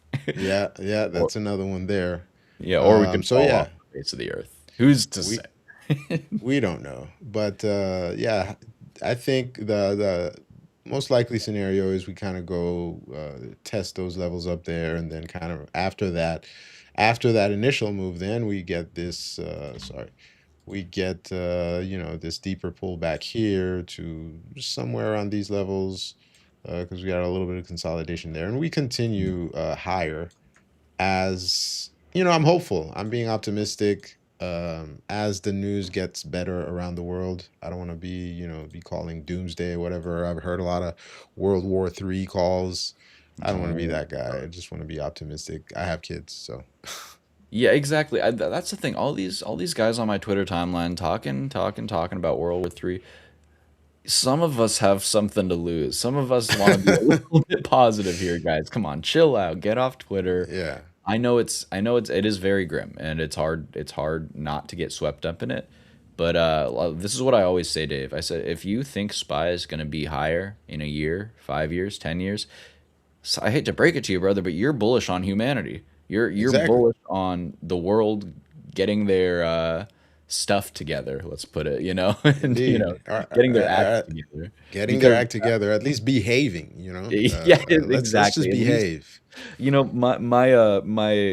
baseline for geopolitics in 2026. I just want them to act like I have a good friend who has a 3-year-old and a 5-year-old, and you know what? If they can just act as good as those 3-year-olds and 5-year-olds when they're getting along, like that's just don't hit each other. Come on, share your Yep, toys a little bit. That's all I just a little want. bit. Just a little bit, guys. I'm Just not a little asking. bit. Just a So little bit. So, yep, we'll see. All right. Well, we've hit my 9:15 time stop. So I should have been out, but I don't know. It's Friday. We got one win. I'm just gonna hold it into the open. If I get stopped out and wigged out, it's totally fine. We'll get a quarter off. But if not, then we'll be good and we'll get some extra profits. Yeah, Dave, So I'm just holding it. If I was like really dialed in on that 1 minute candle where it scared me, I might have gotten stopped, but I was just hanging with my friend. I didn't even notice. So now no, it's sometimes fine. that's a good thing. That's another reason why you should be on Trade the Pool. We can distract you so you do not panic. Exactly. We help you hold these trades. I see some calls here on stocks, but I know this is also trade the pool, so I don't want to be completely stuck on futures. We have some people talking about AIXI and Yeah. PAVS. Man, I haven't touched these things in what, 3 years? I haven't You touched a stock in in at dusting least your three voice there, years. Dave. You're like, what are these peasants trading? We're I'm not ringing the gonna say register. that. I'm not gonna say that. I used to be the small cap guy. I used to trade small caps, and then I was the mid cap guy, and then I was the large cap guy, and then I was the crypto guy, and now I'm the futures guy. So we'll see. I'm not gonna, Love it. I love. I'm getting my interested in the stock side of the thing. We can watch all of it. Talk is also calling out something I'm watching pretty closely here. The DRAM that because SanDisk, it's hot right now. All of these names are hot right now. STX, what is that? Seagate and Western Digital, and my brain is frying. But yeah, it has all of them. That's the point. You don't need to remember. You just buy the DRAM. Great There ticker you too. go. Problem solved. There you I'm go. rambling, Dave. Give me a sec. No, I'm you're trying to. good. You're good. You're good. Actually, it'd probably be better to get your charts up also if you, whenever you can. Yeah, This I'm way doing we're the not switch now. staring. I'm telling you, I just can't walk and chew gum at the same time. If I'm talking, I ain't clicking. If I'm clicking, I ain't talking. Should be good to go here now. Perfect. Awesome. Thank you, Yush. So yeah, we've got our grid. We will keep filling this out with interesting things as they come up. So right now, AIXI top right, PAVS bottom. So we're gonna be doing the index as always, top left here on SPY, and I'm gonna be looking at gold as well. Got to look at gold. Got to look at oil. So we're gonna have oil right below SPY. We're gonna have VXX in the middle to start here. Q is in the middle center, and that's gonna get us going here just for just some little grid action. Get a little gritty with it. What's up, Taquito? Good to see you, man. SQFT, we can check that out too. SQFT is up to 450 and possibly more. Beautiful. So talk mentioning that DRAM has a few Asian memory stocks. That's the important part for me. They have SK Hynix and Samsung, right? It's the easiest way to get exposure to those guys. PAVS here, by the way, looking a little bit weak. A little bit weak. Um, PAVS I'm is what again? Is it drones? heck if I know, man. I could not tell you in a billion years what PAVS is. It is The Terra ticker Novus sounds Entertainment familiar. Technology. Does that clear it up for you? Yeah, yeah, Does great. not for me. I totally get it. No, I just want to see. I remember something called that had an AVS back in the day. Let me see. Don't Talk is mind me. long. I'm looking. Oh, sorry to interrupt.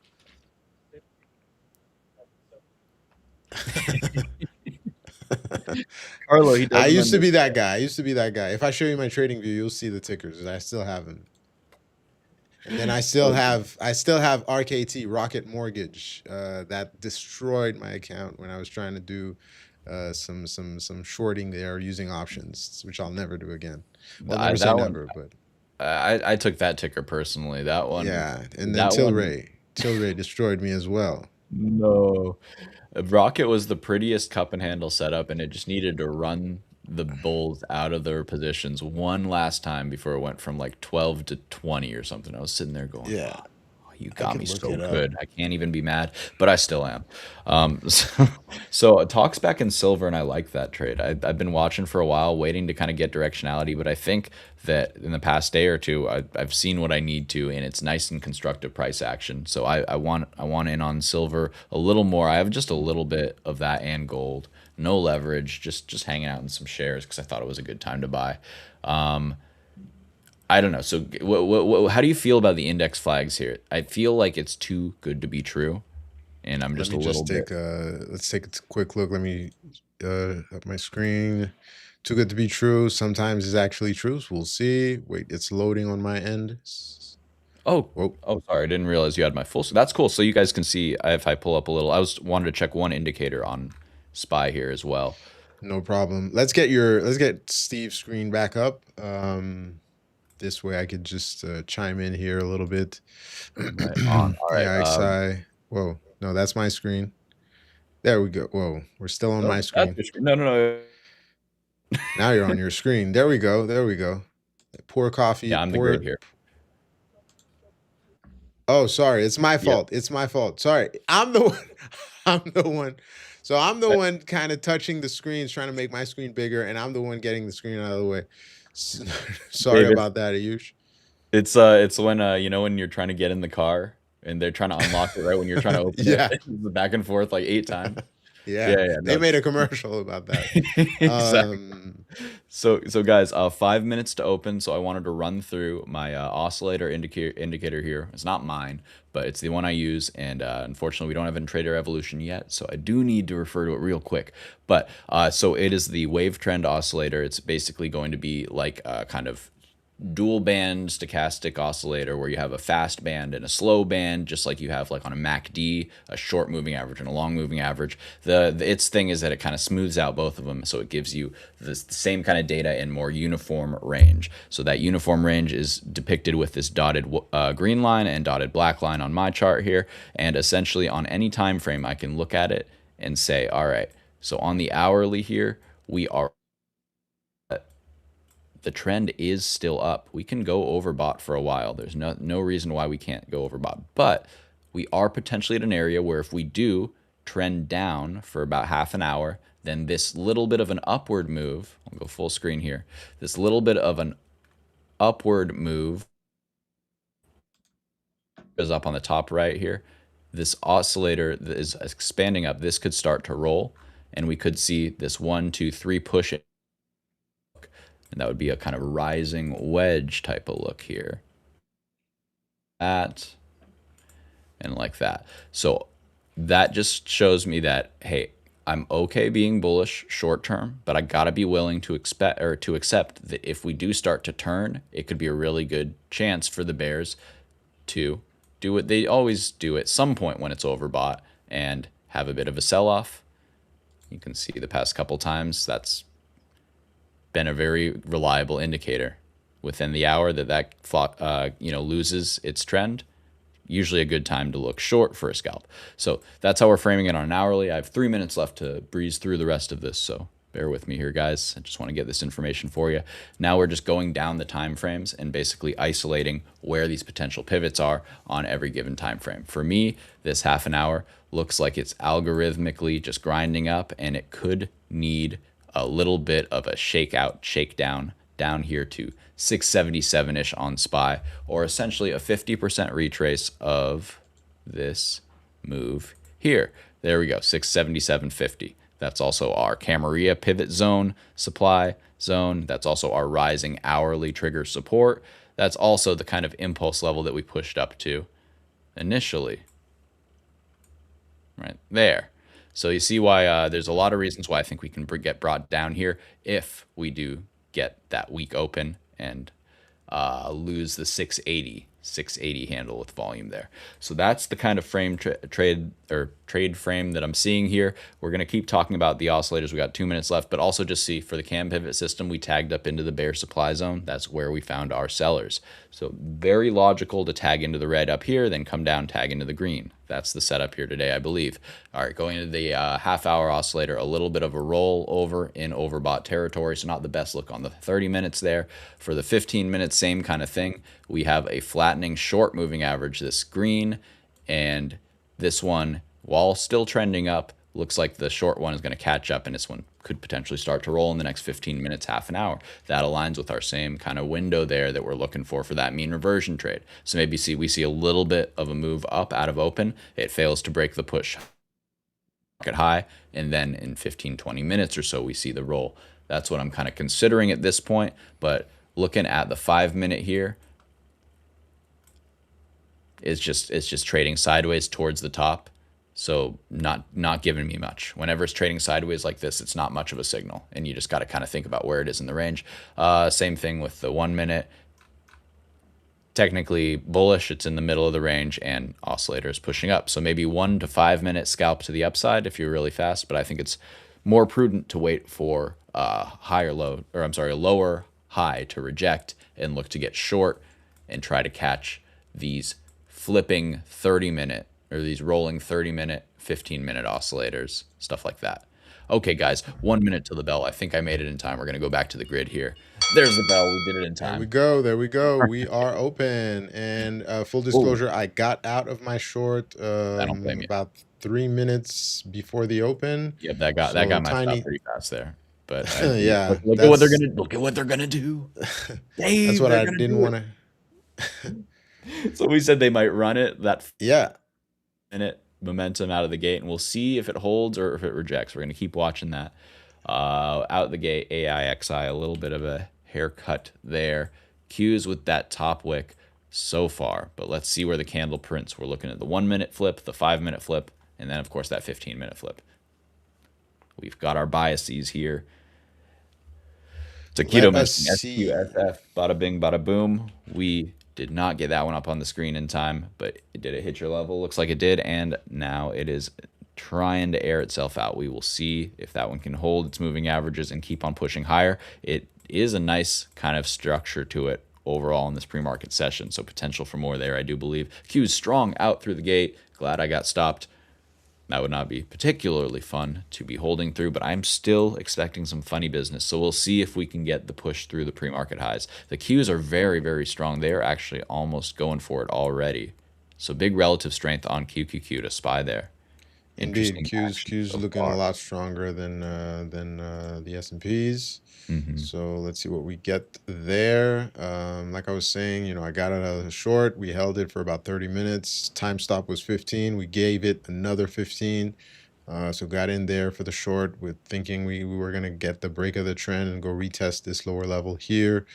Those 860s, but we waited all the way until 926 and got out of the trade after we retested this initial high there, got the push down, but buyers held, and right now we're seeing bulls in control. Let's take a quick look at gold since we've been looking at it this morning. Let me go on a lower time frame, and gold continues to push up as well.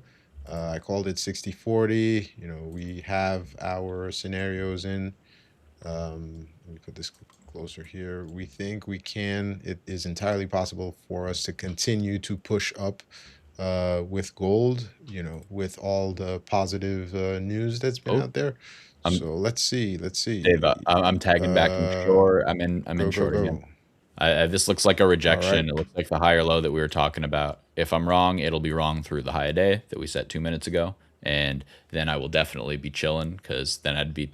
I'm down 20, $25, so no biggie, totally fine. But if I'm wrong twice in a row, I should probably chill and figure out where I'm misreading. But for now, it looks like we are going to get that higher low in my book. I just want to see that weakness step in the Qs because they're still holding pretty darn strong.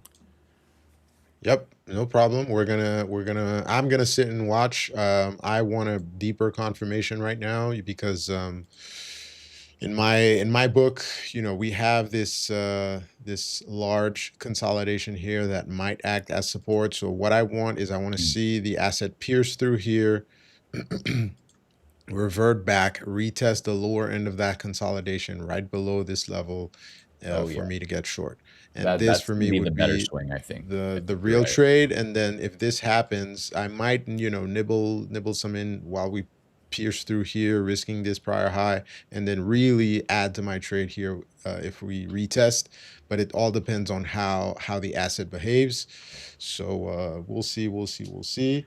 Yeah, But, and let's Talk see. is mentioning something interesting too that is worth noting that I sometimes forget. That being said, Talk, I know you got 20 years of experience, but look at that candle. Who's right now? No, I'm kidding.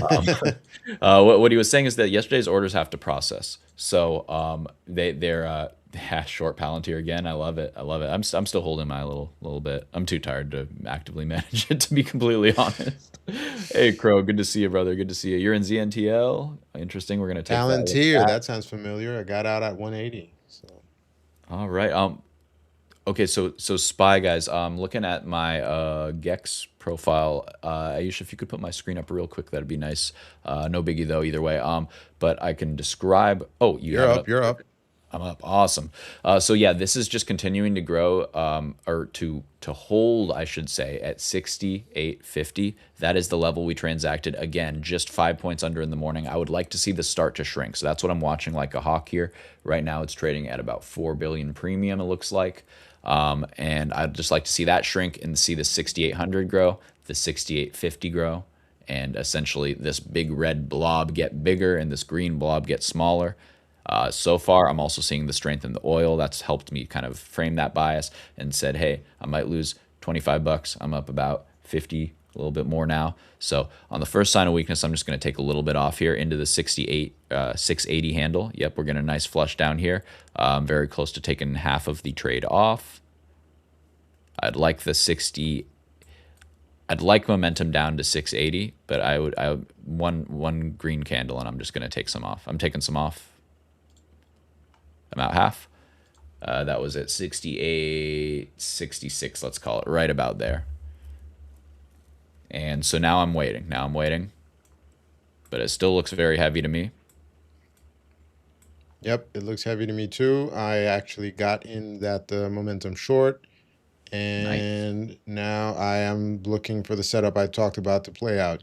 Break of the trend, retest, and then continued move down. We'll see if we get it.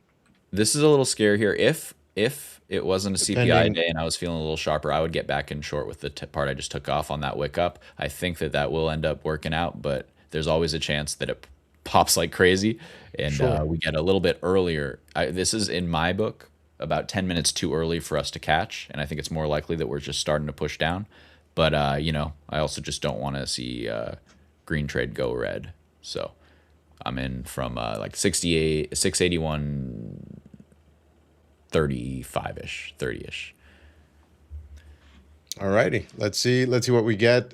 Fortunately, I bagged some profit before the open, so I'm just using that on the trade. So will either be small red day or we have some profits to risk off of and add to our Oh God, my poor computer. Sorry guys.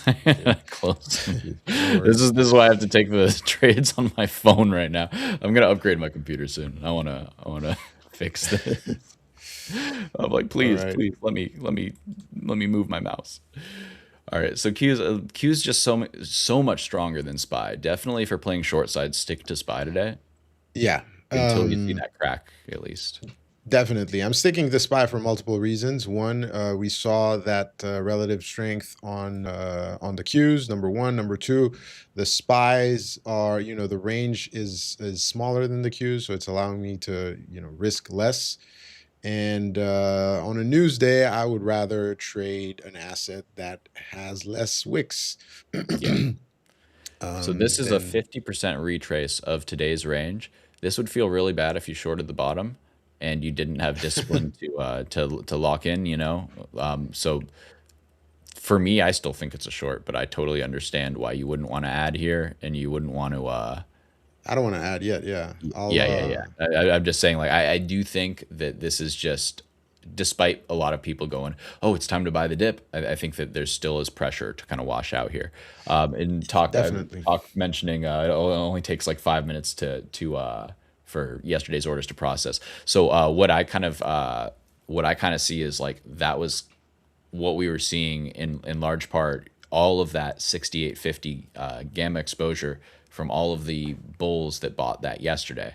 And we got that kind of spike up. We're seeing the move happen in pre-market on the futures, and then they were able to hedge and via futures. And it seems to me, I'll double check this again before I misspeak. Is this growing or not?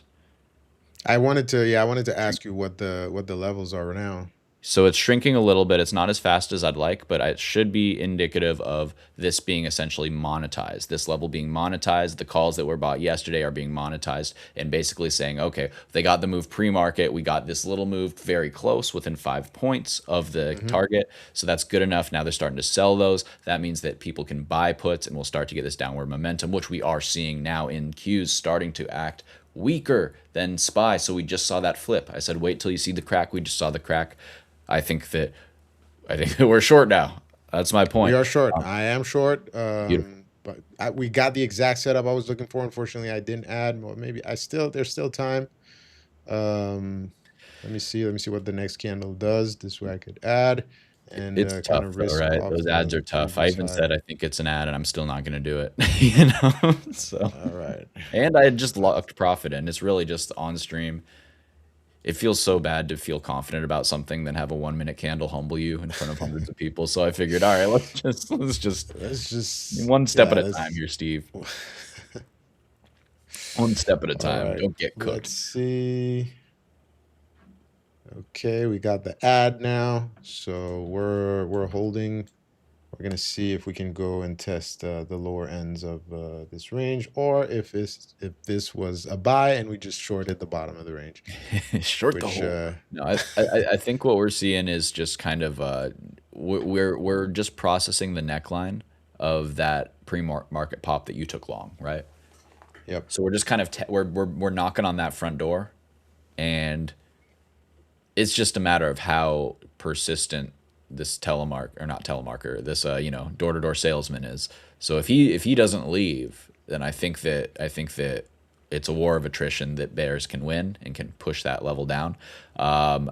Just because we've ran hot for a few days, we got CPI that I mean it doesn't seem bearish, but the biggest thing isn't the numbers, it's the reaction to it, and that reach Yeah, up to get that liquidity to the top side really makes me think that we can use this opportunity for bulls to cool off into good bullish CPI numbers, right? So indeed. you can correct and reset, and it'll be one of those days where the market goes, I don't get it. This was a good reaction. Why didn't we keep going up?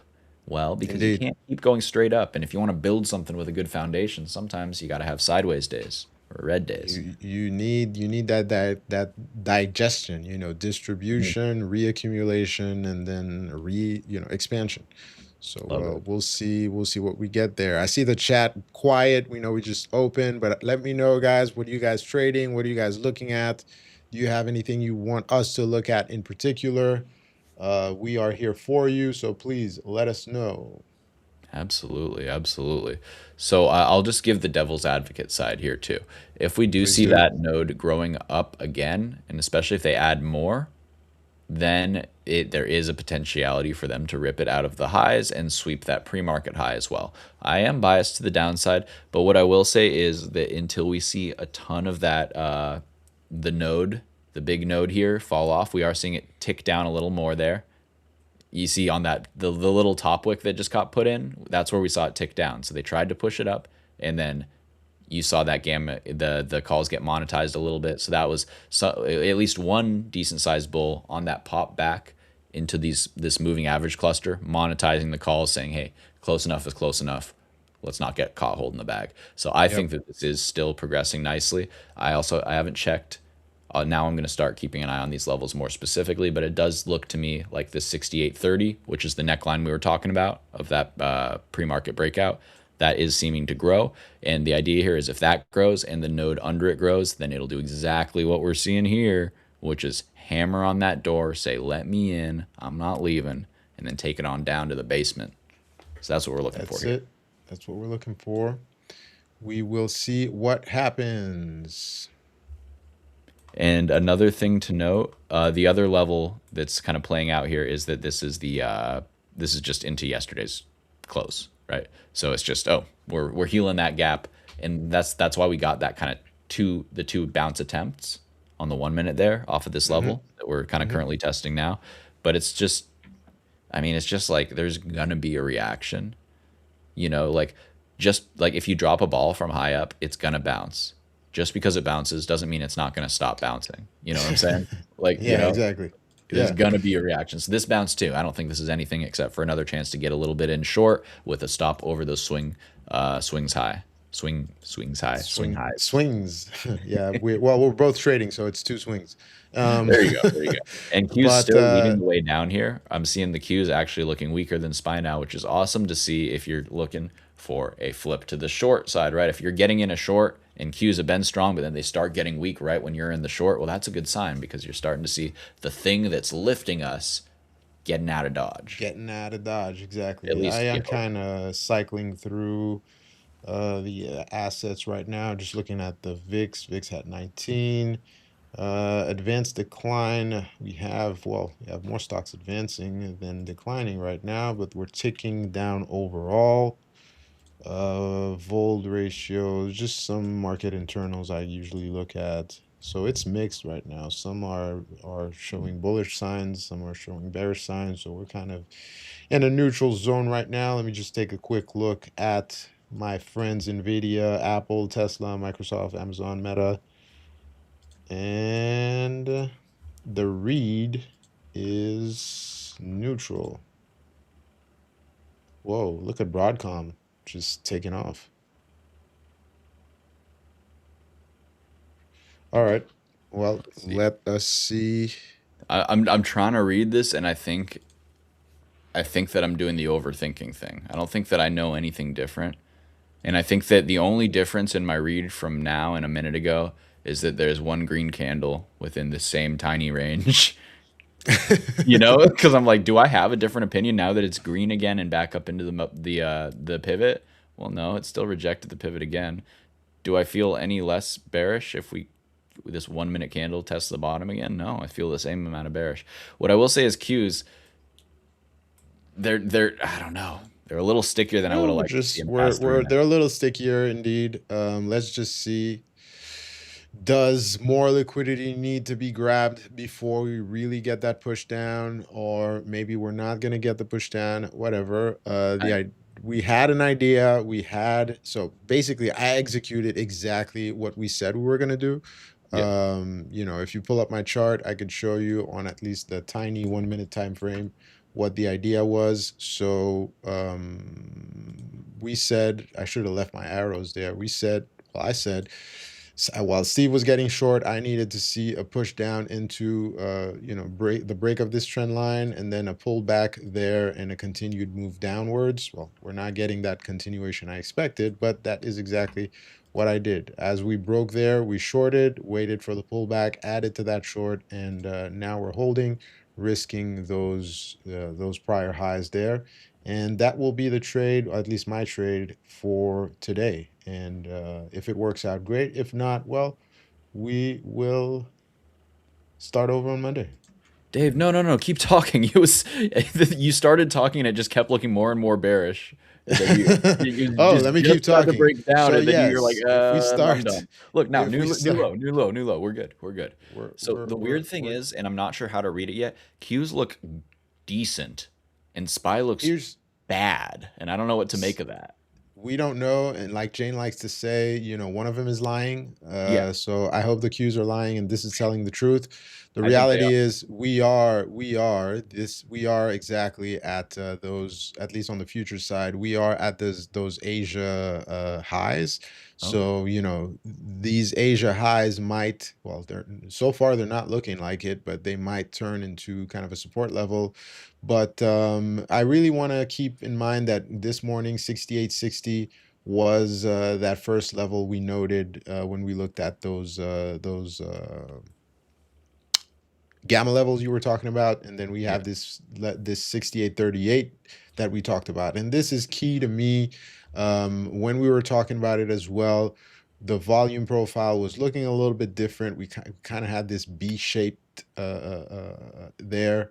So I just want to hold my short, be confident in the thesis, and see what happens. We have everything defined.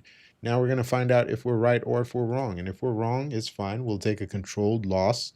We'll lose half an R, and we'll be able to reset. We'll live to trade another day and reset. So yeah, we'll see. We got Airplane Jane in the house. Nice to see you. real quick. So Steve Canyon, shout out Steve Canyon. He's calling the move here. This is what's driving price action right here. This is that discrepancy. SOX and SMH, the semiconductors, are very, very strong. I'm looking at DRAM here. I'm thinking that this one might be a morning dipper into a ripper. Let's pull up Steve's screen so we can see what he's showing. Awesome, awesome. So a few things to note. The Palantir short, shout outs talk. The man is just a money printer. This thing is absolutely raking in the profits here in the Palantir short. So I am now up, oh my goodness, I'm up like 30% on that PLTZ runner. Beautiful, from 2 days ago. So big shout outs in the chat there. I'm looking at the Qs potentially flagging, potentially failing. I want to see this SOX come back, cool off just a little bit. SOX can go sideways, but I want to see this Qs flag break down. SPY looking a lot worse to me than Qs did.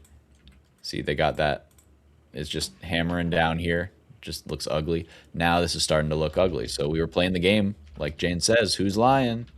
There we Who's go. lying? Who's Looks lying? like- We'll find out. It looks like I don't know. Looks like something all right. I gotta lock in some PLTR, right? Yes, Let's pull up a indeed. high time frame because I still can take this in half. I'm up 30% in 2 days. Nice. Just breaking nice, the nice, it's breaking the nice. bottom. All right. Nice. You I'll need keep it on that. Okay. It's You this need is that. for talk. This is for talk. He literally said, "Hey, dude, you should short this." Well, he didn't even tell me what to do. He said, "I'm shorting this," and I looked at it and I said, "That looks terrible. I got to get in. It's a chase, but I got to do it anyway." So all flowers to him. Q is just about to break their morning lows, if I'm not mistaken, in a second here. Watching the relative strength in DRAM, I want to see if they can form a higher low. That might be my long play of the day. If we do get a swift and sharp washout on SPY, I'd like to see the relative strength in these names. I'm seeing a little bit of a bottom wick on PLTR. I think it's just too much, too fast, and I could see bulls stepping in pretty soon. But I could be very wrong. So what am I going to do? I'm going to just trim a third of what I have left. Because it'll just make me feel better, is really all That's it is. good. That's really You're all it is. massaging yourself there with You those know? profits. There's not a single thing wrong with it except for it's up too much, which is a terrible reason to say. I like that. Well, just take I a like time. that logic. It's up too much. Let's just take some profit. Let's Well, get paid. Take Dave, that that's the thing, stress. because it feels so wrong, but it also is so right. Feels because so right. Yeah, I Yeah. totally agree. Well, because it's like you don't want to ever take a trade off just because it's working better than you expected. It's like, oh, I was too right. My steak is too juicy. My lobster is too buttery, right? You know, Yeah. it's like there's a lot of that's not a bad thing. But at the end of the day, like who always says this? I think is this a Mitch thing? Is this a I think it's a Josh. It's AK-47 Josh thing where he says, "Hey, if I walk up to you on the street and hand you $100, are you going to ask for another 100 or are you going to say thank you?" Exactly. So, all right, guys, this is All right. tough. They might have just that It might have been we failed might have auction just down. yeah, we might have just found the bottom. I was looking at it. I Might saw be it. some volume coming in right now. Yeah, Let's see. And gonna get that 10 DRAM looking o'clock. kind of beefy. I might take a nibble of DRAM. I'd like to see a better structure. This isn't a super disciplined buy. I thought we were gonna get a stronger flush to the downside, but Yeah, I'm watching the 5 minute, I'm sorry, the 21-minute moving average. It's wicking off of there right now. That's the exact place it wicked off of there. If the candle closes above there, I'm getting out of my short runner. It is still going to be for profit. I'm not going to sweat, but I'm just seeing the strength in cues. It's holding a flag. I think that the only line might be my eyes. You know, might be my lion eyes. let's Give me 1 see. second while I manage a few positions in my personal account here. Took a little bit off.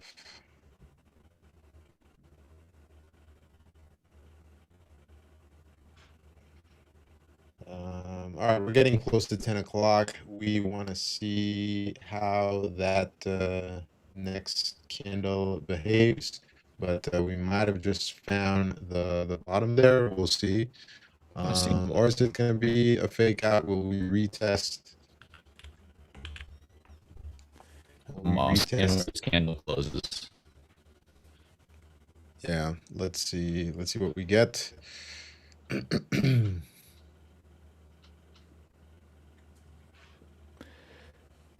MicroStrategy Can't tell if this is. That's another short that I'm deciding whether I want to trim a little bit. I am nibbling that DRAM, or I did nibble the DRAM, I should say, about, 30 seconds ago maybe? It was so small, though. Well, guys, I'm playing very, very small because, I don't know, I'd like to see a higher low. Let me just look at something really quick. If we're a little quiet, guys, it's because we are gathering our thoughts and trying to decide what to do. Usually, it's me quiet by myself staring at the screen and the screen staring at me and questioning my life choices.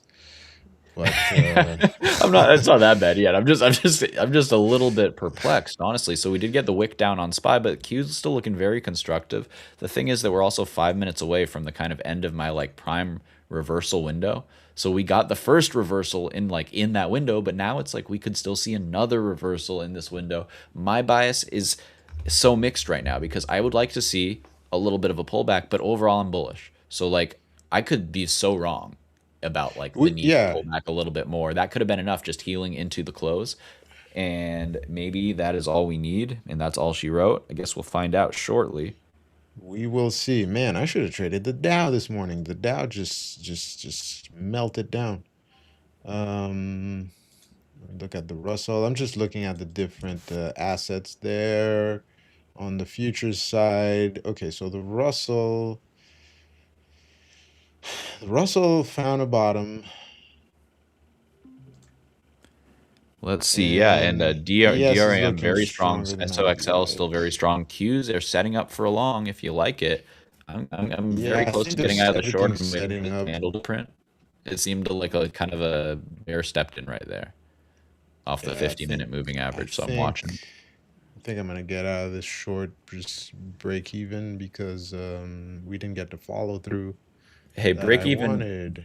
Break even ain't gonna great. hurt you. I'm gonna give it 5 minutes because I'm seeing a little bit of weakness. No problem. Take your time. I'm out of my short. So we just took a paper cut on that. We are still green overall for the day. So now we wait and reevaluate after that 10 o'clock candle prints. We'll see. Give it a little bit after that to decide what we're doing. Yeah, I'm second. That is a 1 minute close over the moving average, but I'm just seeing the shake and bake here, so I wanna give it just another minute. I the metaphorical 1 foot out the door here. I literally I have my finger hovering over the button. I just made sure it's in the right place so I can tap it without looking. So this really helps me to actually, I know it seems silly to actually physically hover your finger over the button. Or if I'm really stressed, I will literally click my mouse over the button. So all I have to do is get my hand off the screen and then I'm out. Oh, really? Interesting. Yeah, because for me, it's a weird thing where it's really hard for me to pull the trigger sometimes. So I do everything I can to make that catalyst as small as possible to nice. To activate, because I know Yeah. me. I'm kind of a psycho sometimes. My emotions can get it. People are like, "You're so stoic. You're so calm." I'm like, "No, dude. If you knew what was going on in here, you would it's good acting. It's good acting. Airplane Jane saying hit her 33 EMA on the 15 on 15 for SPY. tech, the hidden tech. Right. I love it because every trader has one EMA and time frame combo, which is so specific. It's like some esoteric knowledge passed down generationally or something. I don't know where they get it, but I love learning these little tricks. I'll give you guys I'm pulling up a 33 EMA so I can see what it looks like. Mine is the 27 EMA. So do with that what you will. Okay. I think we might be seeing a little bit of a roll, just considering it as a possibility. Maybe. ZNTL putting in work for Crow. I keep missing things because I'm trying to watch and parse through this market dynamic where I'm not really sure what I'm seeing, and I gotta respect the strength in Qs overall. I'd like to see the rejection and the weakness in SPY kind of play out, but so far I have to entertain the possibility that SOXL QQQ may just be flagging for another push. You might just be You flagging like for 26 SMA, Jane. Nice, interesting. Oh yeah, but I was just saying that yeah, watching this push and pull has been making me miss these small cap plays. Look at ZNTL. We were watching this one yesterday, and boom, Crow. How much you catch? nice. Whoa. 480 to 6 plus. Beautiful. You got in at 480. So this is a really nice example of how it might look like a big move. That's a 30 second, not 30 second, 30 cent move. That's 6% in like 1 minute. So many people would say, hey, that's too much for me. But Crow said, hey, this is what I need. That's the sign of strength. I know this is the start, not the end of a move. So That's boom. nice. And his target Nice. seems to have been $6. Yeah, from Hey, Stefan, 480 to what's $6, going on, man. man? That's a nice trade. Absolutely, absolutely. And you see For they're playing games congrats with to me Crow. here on cues. They're There playing we games, go. man. There it is. Ah, there you go. There It's you gone go. down. I was waiting for the hourly. All right. Patience paying off. Patience. All right. So I'm going to take a little bit more off when we break a new low. The second that any candle below the previous swing low after we achieve that target shows a buyer, I'm just going to take a little bit off, lock a little bit more in. And all right. Now I'm feeling much higher conviction there about that though. So I feel Let's go. Let's go. Let's go. Talk saying thank you for the Friday show. Awesome. Thank you. Glad to be here. absolutely. I appreciate you appreciating me. It is a very early day for me, but I would not do it for anybody but you guys, let me tell you. And Hey, actually it's been a lot of nice. fun. I'm And gonna call it Appreciation Friday. and Dave, I hope What? I'm gonna be a hot take guy for a second. Let's Dave, I do think it. you're the person I want to see here in the morning. I love Josh, but sometimes he is so high energy that I'm like, oh, it's an extra shot of coffee, and like, Man, I need to be brought back to earth because I get like twitchy in the morning. I'm like, it's yeah, too early for me. I'm rolling out of yeah, bed. I'm down in coffee.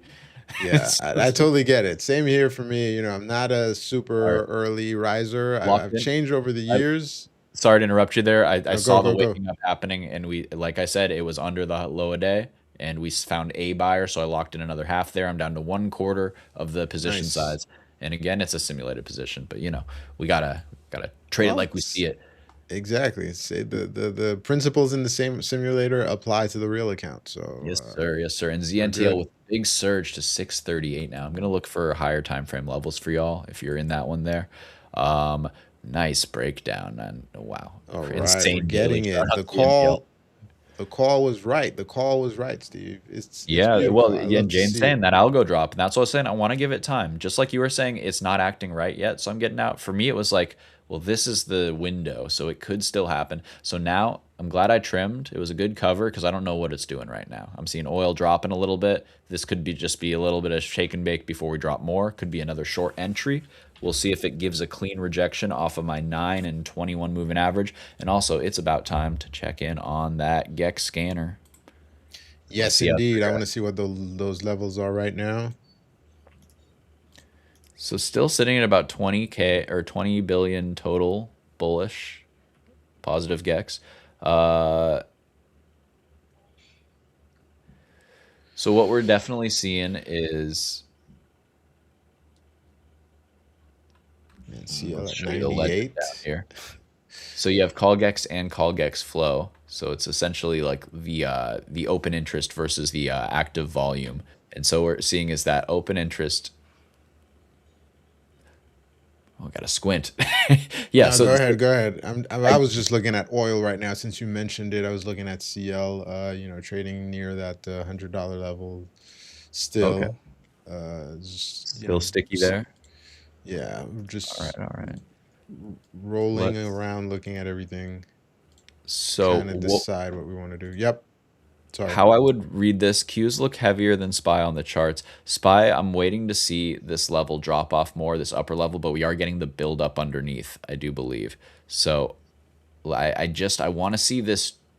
It feels like there's a building of tensions, and the Bears haven't won it quite yet, is what I'm worried about. They're kind of holding on, and yeah, there's a strong candle. It's honestly tough for me to read this right now. I want to say still bearish, but let's just keep watching these moving averages and this GEX as it does develop.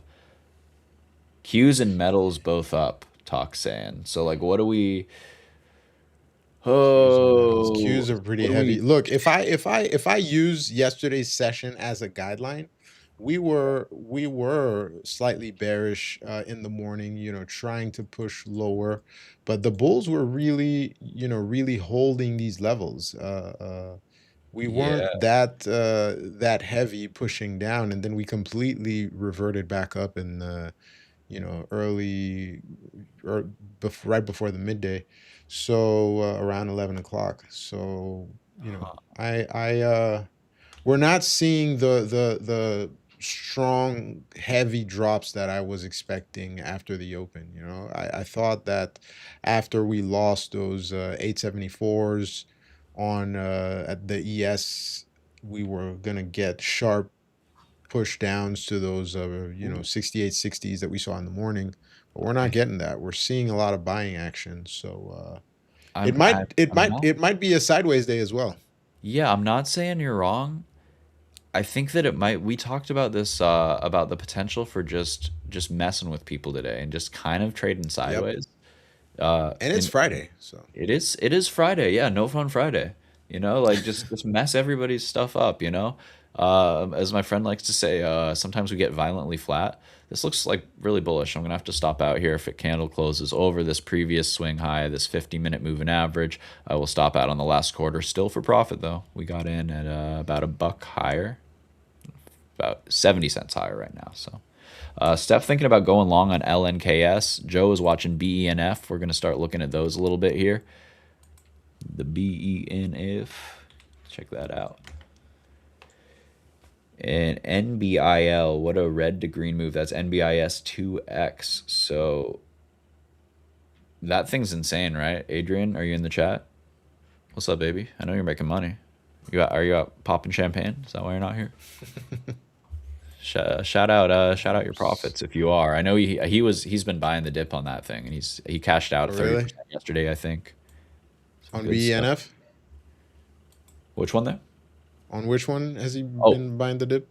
let's see. He was oh geez, which one was it? I just distracted myself. Anyways, the correct one. You're fine. The correct one, exactly. It was NBIS. Got it. Dude, you hit the Men in Black like you wiped my hard drive there. I was like, what was I talking about? A cat jumped on my That's lap fine. and It's saw through up. we Sounds don't good. realize how much processing we're doing right now, how much information we're processing Well, while that's the trying to other. take trades and speak and whatever. I mean, you shouldn't that- you shouldn't underestimate what we're doing here. That's the other thing. Running I'm still in the trade, so I'm like really like nice.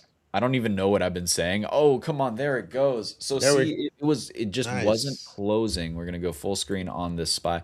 It wasn't closing over my moving averages over the swing high. It couldn't break microstructure. It tried, and there was velocity to this, right? Like me and Dave were both going like, oh, that's kind of strong. Yeah. Yikes. But it still is bonking its head, and it could very well just keep on wicking back up and like magneting back up. And if that would be the case if this node keeps holding on and growing and these don't, but see, these are inching up. These red nodes are inching up, and I think these greens just inch down. The next step for this tool is I'm going to have it basically catalog changes from period to period, because that's going to be really, really interesting to kind of gauge. But right now, yeah, a tiny bit of pullback on the calls, but nothing too major yet. It's so sticky. It's tough. And this is Indeed. why I just have to, every time we get a move down like that, take a little more off, a little more off. So now it doesn't really matter if I'm wrong or right, you know? Like Yep. either that's the thing. Either I'm You're paying wrong, yourself. I'll You're lose a paying little yourself bit. on the move. Yeah, but like if I'm right, like it could be a big move, and the amount that I make holding a quarter is more than I made, selling a half and then another quarter there. Yeah. So that's my system. And see, all I got to do is just ramble, yap a few minutes, and usually it'll chop itself out. And the overall trend, it'll psych you out if you're watching too close. But if you just zone back into existence every couple minutes for the minute close, not too bad. Exactly. Not too And bad. zoom Hey, out to a higher time frame maybe, and this way you're not watching every tick. mm, We got Badaf19. Oh, I know you're from the futures side, so welcome. He says, hi, just got in. How is gold right now? Well, I have gold pulled up on my Oh, you chart. got it. We Beautiful. could talk about, yeah, if you could put my chart up, we could talk Uh, about what we mentioned for the longer term. Gold still horizontal right now, kind of inching higher. But we talked about different scenarios this morning. My call was 60-40, at least in the near term. So the next few days, we could go and continue. That's the clear uptrend here, and go retest those 5,000 or maybe 5,100 level there. That was the area before we dropped and saw that huge sell off there. So, we have the logic is what? We have a positive 2 week ahead of us, no big war, supposedly. The inflation data, the CPI data was what it was. yeah, And we have so far a positive outlook now. I I think this, always have Dave. positive. Yep. I'm sorry to interrupt. Just the only time I will is if it's time sensitive. I'm Go, still go, go. seeing Jane's mentioning the algo battle. I'm still seeing this seller is not relenting.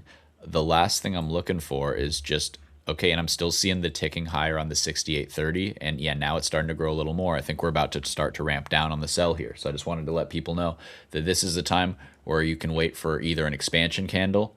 So we're probably going to get an expansion candle, and then we're going to look for that to close, and then the next candle to push up into that, and that will be our short entry as the moving averages come on down. So if you're not in already, don't chase it. I mean, it's not a big chase right now, but just in general, you don't feel like you need to chase it, and we're going to watch and see what happens here. So for example, what I'm describing, we saw that a few times this morning already on this big expansion down. You could wait for it to come up and you enter when it comes back into these moving averages. And sure, you get scared a little bit, but your stop's over the previous swing high. Structure holds, Hmm. and it ends up resolving down. Now we have the expansion stick down. We're going to draw out the potential 1 minute fair value gap buy zone. So that is our potential buy zone if it wicks back up into this. Maybe it doesn't need to because we read this early. We've been in this whole time. So you know what? Hey, if they just want to pay us and say this is enough BS, we can take it on down, then I can't argue with that. But I think that very, very often they will give you another look. So far, there we go. It's going to try to hold this low. The last thing that bears want to see is a big, strong candle here, a sweep of these previous lows and this kind of downtrend line we're making. Let me draw that out. Call it that. Really more like this base one here, like that. But as long as we don't get that, I'm inclined to short it. Okay, I'm sorry. So we were waiting for this candle to print. So there's our zone. There's our zone. You're allowed to short it up into here into this moving average. But see, like you can do it right here. It's just scary when it's got this velocity. I'm not gonna lie, but it is a valid short here with a stop over here, and we'll see if it ends up working. That's the thing. I trade this so much, and every time I see them do that, it always still makes me go, "Whoa!" It's a little violent, when they Yep. run it back up into the moving averages, even if it does end up wicking down. It's still scary. It's scary. It's scary. That's for example, this morning, that's where my paper hands got scared, and I was like, all right, guys, I'm not gonna hold this. I'm not seeing what I want to see, so we'll And see. But back to gold, what we talked about this morning. Let me go. Yeah. So what we talked about this morning, at least in the near term, is we are, and I'm calling it 60-40. We could see in the next few days a push back up. So respecting this uptrend there, oh man, and going and retest that $5,000 level. So that is entirely possible. If we are unable to do this, we might this, on the yep. sorry, I'm Nah, stopping out go, here go, until go, this go. candle closes. Let me just jump. Oh, there we go. Stopping out on We've this candle reverted. close, assuming it doesn't We've reject. This is too strong for me. reverted. Okay, this is Too strong. strong for me. And I'm This is looking at strong. DRAM, and it looks like a higher low. I'm gonna add a little bit to DRAM. Yeah, Airplane Jane's Nasdaq is calling take on, looking calling for takeoff. So we will see how this can goes. we I'm adding risk to the DRAM. can we It's in the risk Roth, so you can hear the here? little doo-doo-doo. I want to catch that reversal. Let's see. Can we get a decent entry? I think Maybe I I should think take it on the Michael Noss is shorting me. ES. By the way, I think he's fading me. I have a Ah man, feeling it's he's too late short. on the ES. Michael Nas is shorting you. I think so. I think I heard something about that. Not me personally, just I think he might be short DRAM, which I get it, but I don't get it. All You right, know, I'm it's one gonna of wait those for it to things. pull back. Sorry, No, you're I was trying to find entries on that reversal, but I don't want to chase, so we'll give it some time. Let me talk about gold, and then I'll come back and either find out it was too late or we're getting the pullback. I'm gonna follow your advice and talk. dude, it works sometimes because you'll just be like, well, I can just kind of fugue state out of this for a little bit and just like I bet it'll be fine by the time I remember to care. Yeah, And exactly. maybe that's just a me thing. There we go. Just got filled So on the we're gonna DRAM there. Maybe that's just a me thing, but I don't know. I don't know. yep. I worry Let's too much when I watch 1 minute candles. yeah, All I don't wanna be doing that right now. Dave, for me, the biggest thing is to just trust my gut. And my gut told me there, like, that 1 minute candle, I needed to interrupt you there right on the velocity of the 1 minute when it broke that trend line. Cause just, I knew Yeah. in my gut that my idea was wrong at that point. Yeah, So, this what got me out, and I think I got out somewhere around here. Break even is I expected a further push down right there at around 950 before 10 o'clock. When I yeah. saw buyers step back in, and kind of hesitating because you talked about it. You talked. This is at least on a micro time frame. You talked about that bottom break. So if we consider I accidentally put a buy order there. Maybe that should be this. Maybe this is the universe telling me I should buy there. So Yeah, maybe. You gotta watch them. anyways, but yeah, when we saw that 60, what is it, 68, 67 level give there, I felt we should have seen that continuation, and we didn't get it. We kept oscillating around this area, so I was like, okay, it's not ready to go yet. And we've been holding up pretty well. We tried Yeah. an initial short pre-market. It didn't work. We reverted back to the upside. Look at how clearly these levels held. We tried to push down a little bit here, half an hour into the open, and now I'm seeing the aggressiveness. I bet if I had time and sales open here, I would be seeing a bunch of green prints. The speed is accelerating, so we look like we're accelerating to the upside. So let's see if we could get a clear pullback and try along this time. Dave, I'm seeing looking for a pullback to kind of retest that kind of big breakout that we had, a 50% retrace of that move. Tuck says silver's still climbing. Yeah, so I'd like to see that kind of level, basically where I got stopped out on that last chunk at Yep. 60 680 75 essentially 680 75ish. So as long as Yep. that holds, I think we're good to go. Otherwise, I mean, we could entertain the possibility that that was just a violent stop run before sweeping the book lower. But I mean, the hesitance that I've been displaying for the last like hours, like why is it so sticky? Like because that Indeed. I definitely thought I was right on these two candles, and I was like, wait, I don't even know. I don't even know. We never got the flush that we wanted, Mhm. so I agree with you there. We're probably reverting back, and it's full steam ahead. We're gonna finally break There it is. that $7,000 level maybe on the future Yeah, side in a for few me, next coming days, weeks. We'll see. wow, yeah, that's a nice follow up stick there right off the 9 minute. And for me, almost always in hindsight, when I think a setup's going to happen, and then there's just something that's just bad vibes about it. Like there's just something that's Mhm. not acting right. Often I'll think of the word sticky. Price is stickier than it should be here. What's catching it? What's holding it? And Jane's saying algo battle. It's like what's going on here? What is it waiting for? And usually, if it's not something I can quantify, it's not that it isn't something quantifiable. It's just that I am kind of out of sync with the market, and I should probably get out of the market because that's kind of that sign. So Jane mentioning when did it go directional? Well, right on that candle flip, I do believe she was calling out the 15-minute flip. Jane, did I get it right? I think so. Or did you say 10? You said somewhere like within a few minutes of that. So absolutely, I'm with you there. So this is kind of like, let's see, I'm trying to She catch up. said on my 1 minute, I saw the moving averages were squeezing it, tight Okay. stops. Then yeah, Yeah, absolutely. Okay, very cool. Typically 45-minute chunks. Yeah, I love the 15 minutes. So I love the 15 minutes after open, and then 45 minutes after open, as well as those kind of pivot points.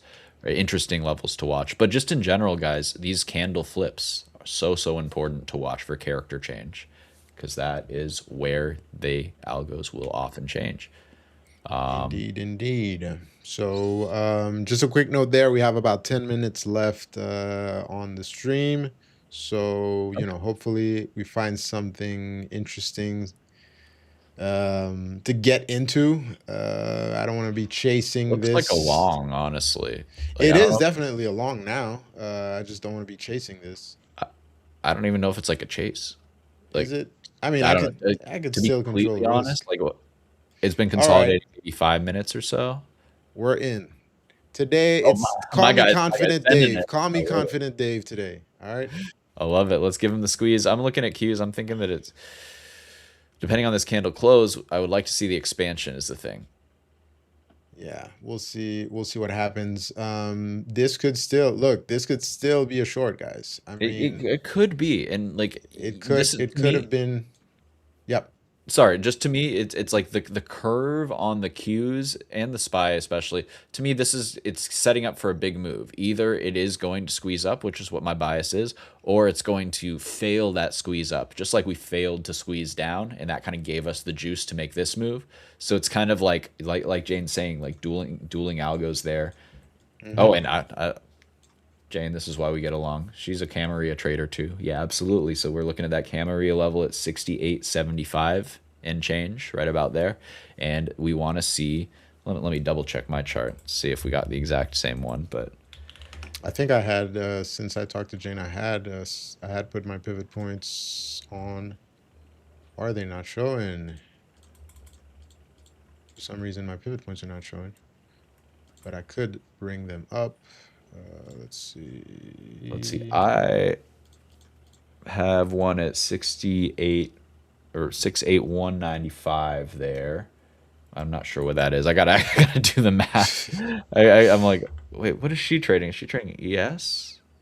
SPX? She's probably trading spies. Yes. So she said. And now do My I need 9-year-old next will be period fine. pivots for ES? Is that what's going on? She's trying to confuse us while she shorts the market. Is it gonna roll? No, What I is don't. Coach saying? Coach TV saying, "Hey Dave equals. I think he hit the high. Yeah, might have hit the high.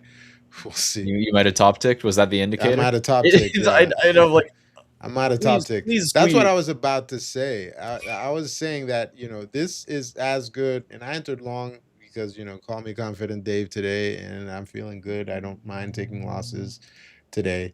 But this morning when I was talking about, well, this was a microstructure where we pulled back, retested that level. But if we zoom out, at least on the technical side, this is also ripe for a short. If we can't get that squeeze soon, we pulled back, we're below this little trend line, so we're right here at those initial closes, so that's also the possible top tick, and we're maybe going to get what we were talking about looking for this morning.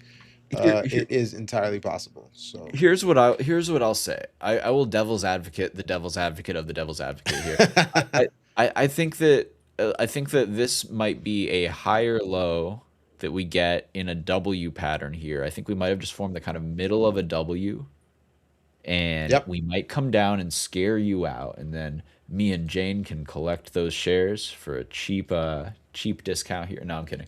But I think that it's not. I mean, the crux of it for me, again, I mean, Jane's kind of taken the words out of my mouth here. We had big volume up, and now it's just been descending volume. I don't really want to give too much weight into what it's doing as long as it's vaguely sideways on descending volume near the high of the flag. I think that it does want to resolve up, and we are still seeing these buyers just kind of casually coming in once the volume, dries out at this level. That's my kind of read, is that we might see a little pullback, but this thing seems, usually when I'm buy a short and then it just won't go short, I should just go long, and it's probably going the Yeah, other exactly. direction. So Exactly. that's kind of what I'm operating off of here. I'm Um, just and also recency bias, but yesterday is kind of what we saw. Let me go back. Where was it? I wasn't trading the Nasdaq. I was trading the Qs. Let me go back. I just want to pull up my chart from yesterday. Where was it? There we go. So here I have a bunch of circles, but we're seeing.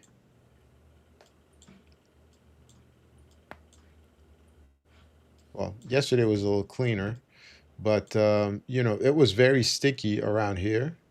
And I was like, oh man, maybe we're gonna revert back up. So we kind of tested, took some liquidity there, and completely reverted back to the upside. So maybe yeah. what we're doing right now is, that initial push up, we're pulling back ever so slightly, and Yeah. then it's off to the races. So we'll see what happens. Let me get back to my trade, and yeah, so far. No, I think you're gonna make some money. I think somebody calling out your buy as a top signal is a shorter term bottom signal. You know what I'm saying? It's not. It's never that easy. It's never that easy. Yeah. So, So, hey, so AI and today's I looking Friday. good. I'm happy. It's oh man, we had the name earlier. It wasn't Gratitude Friday. We called it something else. Fortunate But Friday. anyways, I forgot what we said. I just But spitball. yeah, Whoa, I'm feeling good today. So we'll see. ZNTL. We'll see what happens. The ZNTL taking quite a haircut here through six there. Dave, I love your happiness, but these bull tiers, I love that too, because these bears, they're making some good money if you caught that. This was a nice example of just trusting the moving averages here. It just was not acting right for 5 minutes here. Let's pull up your screen Oh, because what's you're Sorry not about there that. yet. No Awesome. problem. Thank you so much. So ZNTL here, great example of just trusting the process. When it loses the trend line, when it fails to reclaim a trend line after it's been up a lot, and then it starts to lose these moving averages here, you can say, hey, all right, bottom Mm-hmm. wick, we should hold, right? We should hold, Yep. right? Well, if we can't hold, that's a big red flag. This move up into the moving average rejects. That's another red flag. That's two strikes. And then this is the third strike. It tried to push out and pushed a wick and then lost and engulfed the bottom of that candle there. That's three strikes, you're Mm-hmm. out. And if I'd seen that, that would have been a nice little momentum short here. I think that it is going down back to this 539 to 550 kind of range, which I guess it kind of already did transact. I think it can go lower here to 445, retrace the whole move. But this is the first target for sure, this wick into this low volume 550 node. Indeed, Nice indeed, little. indeed. Nice setup here on ZNTL. So, man, that was a nice momentum move. I like how you said three strikes you're out, or three strikes, home run for the other side. Right. But yeah. Often it's like three signs against or for my thesis is usually enough for me to feel confident enough about pulling the trigger and get that win rate up from like maybe 60% to 70 or hopefully 80 or Or so. hopefully What higher. do you think about this chart here? Do you have any strong feelings on Let me BENF? just put it on full screen mode because I can't see. Yeah, sorry, All making a right, now for we're it. good. No, it was on my end. Okay. BENF. Yeah. This is looking interesting. Is that a small cap or no? Small cap, yes, Okay, absolutely. small cap because I have to put my thinking hat on and kind of think small caps. Yeah, you have to adjust This to the is fact that it's a pile of trash. exactly because the Yeah. analysis can be different. Oh So yeah. we're trading at what 424 more or less right now if I can see the Yes, sir. numbers right. Yeah. Okay. This is looking like a nice little pattern for me to go for me to kind of go bullish and go retest that upper end of the wick right there. I would kind of well, you don't get them often on the small cap side, but I like to see it test, pull back, retest the upper end of that wedge right there, and then enter, or at least scale in on the break. So we would technically be scaling in there And Or, then exactly. Now, like, one thing you have to be aware of is if you could copy and paste the upper line of your wedge sheet there, your triangle wedge. Yeah, exactly. Copy and paste it or just move it ever so slightly up to the upper end of that wick there. That's what you need to watch out for. that's a better Because you line there. could get, yeah, exactly. You could get a fake out there thinking that, hey, because the meat is there at the bottom with the closes, but that no man's land between the wick and the upper wicks of the previous candle is where you're kind of undecided. So you could start scaling in, and once it's confirmed after you got the pullback, you go in there. What I have seen many times in the past is those fake outs. You get out, you wick up, and these are very frustrating. You go back down under the wedge, and that's the real entry because it completely reverses back up. So Yeah, you're we'll see. describing.